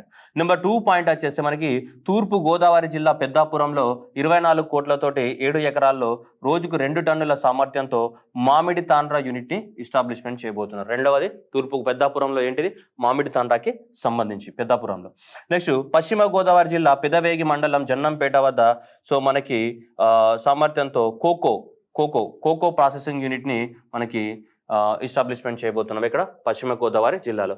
అట్లాగే కర్నూలు జిల్లా దేవనకొండ మండలము కపట్రాలలో ఈ ఎకరాలతో మనకి ఏంటిది? ఇది సమతో dehydration of the fruits and vegetables యూనిట్లకి టెండర్లు పిలవడం జరిగింది.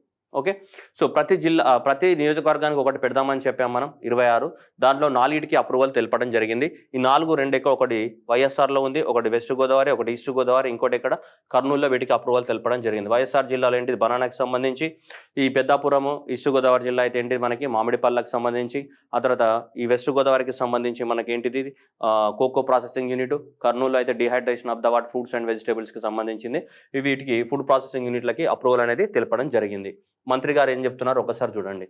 పండించిన ప్రతి పంటను ప్రాసెస్ చేసి మార్కెట్లోకి తీసుకెళ్లడం ద్వారా రైతులకు అదనపు ఆర్థిక అభివృద్ధి చేకూర్చే లక్ష్యంగా సెకండరీ ఫుడ్ ప్రాసెసింగ్ యూనిట్లను ఏర్పాటు చేస్తున్నామని చెప్పారు. సో జగన్మోహన్ రెడ్డి ఆలోచన మేరకు ఏర్పాటు చేస్తున్న యూనిట్లకు దశల వారీగా టెండర్లు పిలిచి డిసెంబర్ కల్లా పూర్తి చేయాలని లక్ష్యంగా పెట్టుకున్నాం. తొలి విడతలో 4 యూనిట్లకు టెండర్లు పిలిచాం, మిగిలిన యూనిట్లకు తర్వాత టెండర్లు పిలుస్తామని చెప్తున్నారు. Okay, right. నెక్స్ట్ రాష్ట్రం లోపల మనకి సన్ ఫార్మాస్యూటికల్స్ ఇండియాలో ఫేమస్. మనకి సన్ ఫార్మాస్యూటికల్స్ వీళ్ళు కూడా మనకి ఇన్వెస్ట్మెంట్ పెట్టడానికి సంసిద్ధతను తెలియజేశారు. ఇంకెక్కడ ఇన్వెస్ట్మెంట్ పెడతారనేది మనకు తెలియదు ప్రస్తుతానికి. నెక్స్ట్ మూగ జీవాలకు రక్షణ, పశువులకు భద్రత అనేది జనవరి 1 నుంచి అమల్లోకి పశుదానా చట్టం అంటే ఇది మనకి జనవరి 1, 2022 నుంచి మనకి యాక్ట్ని అమల్లోకి తీసుకురావడం జరిగింది. ఆంధ్రప్రదేశ్ గవర్నమెంట్ అనేది ఏంటిది? Andhra Pradesh animal feed regulation and manufacture and quality control అనే పశుదానా చట్టం.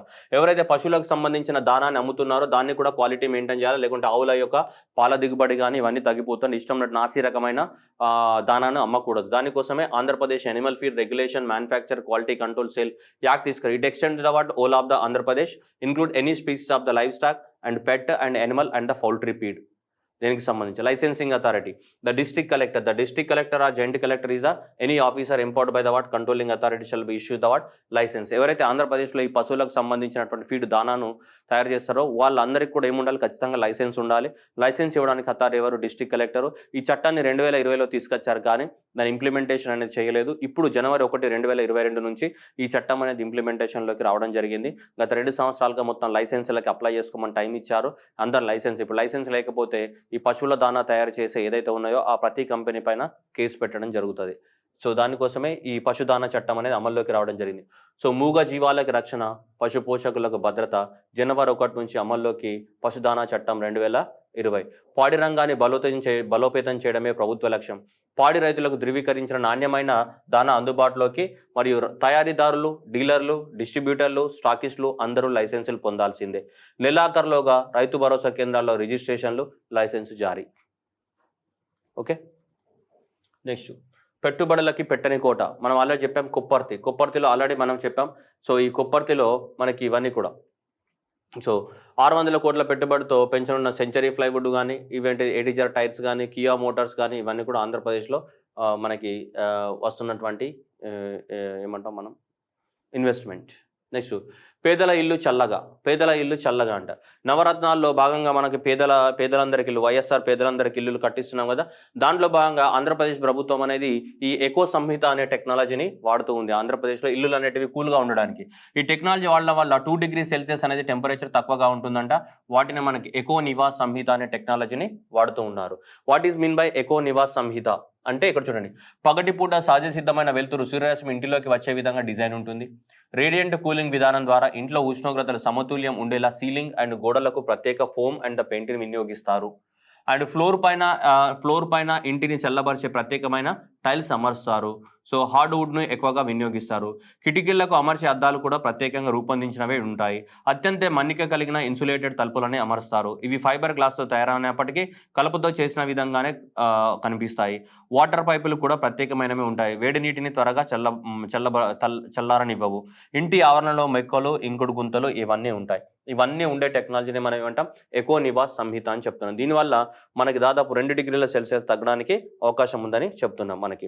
సో వైఎస్ఆర్ పేదలందరికీ ఇల్లులో మనం ఆల్రెడీ మొదటి దశలో 28,000 కోట్ల అంచనా వ్యయంతో 15.6 లక్షల నిర్మాణాన్ని ఆంధ్రప్రదేశ్ ప్రభుత్వం చేపడుతుంది. ఇప్పటికే సో 10,000 లేఅవుట్లు అనేటివి ఆల్రెడీ 10 లక్షల ఇల్లు అనేటివి ప్రారంభమైనాయి. మొత్తము 28 లక్షల ఇల్లులు మనం కట్టడానికి నిర్ణయం తీసుకున్నాం. దీంట్లో వైఎస్ఆర్ పేదలందరికీ ఇల్లు పథకం కింద 28 లక్షల ఇల్లులు కట్టాలనుకుంటున్నాం. ఆ 28 లక్షల ఇల్లులలో ఈ టెక్నాలజీ వాడతారంట. ఎకో నివాస్ సంహిత అనే టెక్నాలజీని వాడితే ఇల్లంతా కూలుకుంటుందంట. ఇళ్లలో కనీసం 2 degrees ఉష్ణోగ్రతలు తగ్గుతాయట. విద్యుత్ బిల్లులో 20% అనేది ఏమవుతుంది, ఆదా అవుతుందని చెప్తూ ఉన్నాం మనం. Okay, right. నెక్స్ట్ గ్రామ సచివాలయాస్ మనకు జగన్ మోహన్ రెడ్డి గారి గవర్నమెంట్ వచ్చిన స్టార్టింగ్లోనే గ్రామ సచివాలయాస్ అనేది ఫామ్ చేయడం జరిగింది. ఆ గ్రామ సచివాలయ ఉద్యోగుల సంఘం అధ్యక్షుడు వెంకటరామిరెడ్డి గారు ఏం చెప్పారంటే మనకి, సో December 21 జగన్మోహన్ రెడ్డి గారి జన్మదినం కాబట్టి దాన్నే గ్రామ వార్డు సచివాలయ దినోత్సవంగా సెలబ్రేట్ చేసుకోవాలని అంటున్నారు. దీన్ని December 21 గ్రామ వార్డు సచివాలయ దినోత్సవంగా ముఖ్యమంత్రి జగన్మోహన్ రెడ్డి జన్మదినం. నెక్స్ట్ వచ్చేసి మళ్ళీ పల్లెల్లో ఎల్ఈడి బల్బులు. సో 10 రూపాయలకే మనకి ఎల్ఈడి బల్బులు అందజేత ఫిబ్రవరి 14 నుంచి అండ్ ఫిబ్రవరి 15 వరకు, జనవరి 14 నుంచి మనకి సో ఫిబ్రవరి 15 వరకు సో మనకి పంపిణీ. సో ఇంధన శాఖ కార్యదర్శి నాగులపల్లి శ్రీకాంత్ మనకి. సో గ్రామీణ ప్రాంతాల్లో దాదాపు రాష్ట్ర ప్రభుత్వం గ్రామీణ ప్రాంతాల్లోని 10 లక్షల ఇళ్లకు ఎల్ఈడి బల్బులను పంపిణీ చేయనుంది. December 14 నుంచి వచ్చే ఏడాది ఫిబ్రవరి 15 మధ్యన గ్రామాల ఉజాలా ప్రోగ్రాం కింద ఎల్ఈడి బల్బులను 10 రూపాయలకే అందించనున్నారు. ఎన్నిటికి 10 లక్షల మందికి. ఇంతకీ 10 రూపాయలకే మనకి ఉజాలా కింద. నెక్స్ట్ పాపాగ్నిపై 60 కోట్లతో కొత్త వంతెన. మనకి జమ్మలమడుగు వద్ద పెన్నా నది పైన 10 కోట్లతోటి మనకి ఫియర్ నిర్మాణం. సో మొన్న వరదలు వచ్చేసి బాగా పొంగిపోయినాయి కాబట్టి వైఎస్ఆర్ జిల్లా కమలాపురం సమీపంలో నదిపై కొత్త నిర్మాణానికి సో పాపాగ్ని నది పైన సో మనకి 1970లో నిర్మించిన భారీ వర్షాల కారణంగా నవంబర్ 20న కూలిపోయిన విషయం చెంగిపోయింది. 3 రోజుల వరద గరిష్ట స్థాయికి చేరడంతో ఆ వంతెన కుంగింది. అప్రమత్తమైన ప్రభుత్వం వెంటనే ఆ వంతెన పై నుంచి రాకపోకలు నిలిపివేసింది. సో దీని ద్వారా ఆ నది దగ్గర జమ్మలమడుగు వద్ద కొత్త మనం నిర్మించబోతున్నారు. దేనిపైన, పాపాగ్ని నది పైన, tributary of the Penna. Next అప్పుడు నవంబర్ మంత్లో మనకి నెల్లూరు కానీ కడప కానీ మొత్తం కూడా వరదలతో ముంచెత్తినాయి. ఆ వరదలలో పంట నష్టపోయిన వాళ్ళకి కూడా జగనన్న మళ్ళీ పరామర్శించడానికి వెళ్ళడం జరిగింది. వైఎస్ఆర్ చిత్తూరు జిల్లాలోని వరద ప్రాంతాల పరిశీలన. సో దాదాపు ఎవరైతే ఈ అంత వరదల వల్ల ఇసుక వచ్చిందో ఆ ఇసుకను తొలగించుకోవడానికి గవర్నమెంట్ అనేది ఆర్థిక సహాయాన్ని అందజేస్తుంది. ఎంత ఒక హెక్టార్కి ఇసుక మేటలు తొలగించడానికి 12,500 రూపాయల సో ఆర్థిక సహాయాన్ని అందిస్తుంది. ఇసుక ఏదైతే పేరుకపోయిందో పంటలలో ఒక ఎకరానికి కాదు, హెక్టార్కి అంటే 2.5 ఎకరాలకు కలిపి 12,500 రూపాయలని అందిస్తుంది. ప్రతి కుటుంబానికి వరదల్లో నష్టపోయిన ప్రతి కుటుంబానికి 5 సెంట్ల స్థలాన్ని అండ్ ఇల్లు మంజూరు చేయాలని జగన్ సీఎం గారు హామీ ఇవ్వడం జరిగింది వీళ్ళకి. ఓకేనా, ఇది మాత్రం ఇంపార్టెంట్. ఇసుక మేటలు తొలగించడానికి కోసం సాయం చేయమని, బాధితులకు బాసటం మనకి. ఓకేనా, సో దాంతోపాటు మనకి పింఛ అన్నమయ్య రిజర్వులపై ఆధారపడిన వ్యవసాయం పూర్తిగా నీటి పాలైంది. పొలాల్లో పేరుకపోయిన ఇసుకను తొలగించడానికి ప్రభుత్వం ప్రతి హెక్టారుకు 12,500 రూపాయలని ఇస్తానని సో ఆంధ్రప్రదేశ్ గవర్నమెంట్ అనేది హామీ ఇవ్వడం జరిగింది. అట్లాగే ఈ పెద్ద పెద్ద డ్యామ్లను కూడా రీడిజైన్ చేయాలని ఆంధ్రప్రదేశ్ గవర్నమెంట్ అనేది నిర్ణయం తీసుకుంది. పింఛా కానీ అన్నమయ్య డ్యామ్లు కనివేరేనిగా వర్షాలకు దెబ్బతిన్నాయి. సో 2 లక్షల ఎకరాల క్యూసెక్ల డిశ్చార్జ్ ఉన్న అన్నమయ్య డ్యామ్ కెపాసిటీ అయితే ఏకంగా 3,20,000 క్యూసెక్ల నీరు రావడంతో దెబ్బతింది. అయినా కలెక్టర్ అప్రమత్తంగా వ్యవహరించడం జరిగింది. సో ఈ పింఛా డ్యామ్ కానీ అన్నమయ్య డ్యామ్స్ కానీ వీటిని రీకన్స్ట్రక్షన్ చేయడము, అట్లాగే పంట నష్టపోయిన వాళ్ళకి ఎక్కువ హెక్టార్కి 12,500 రూపాయలు ఇసుకను తీసేయడము, అట్లాగే 5 సెంట్ల ఇల్లు స్థలాన్ని ఇవ్వమని చెప్పేసి కలెక్టర్ మనకి ముఖ్యమంత్రి గారు సో మనకి ఆర్డర్స్ జారీ చేయడం అనేది జరిగింది. ఓకేనా, రైట్. సో ఇవి మనకి సో ఇప్పటి వరకు ఉన్నటువంటి కరెంట్ అఫైర్స్. ఓకే, మళ్ళీ ఇంకో వీడియోలో కలుద్దాం. సో అందరికీ ఆల్ ద బెస్ట్.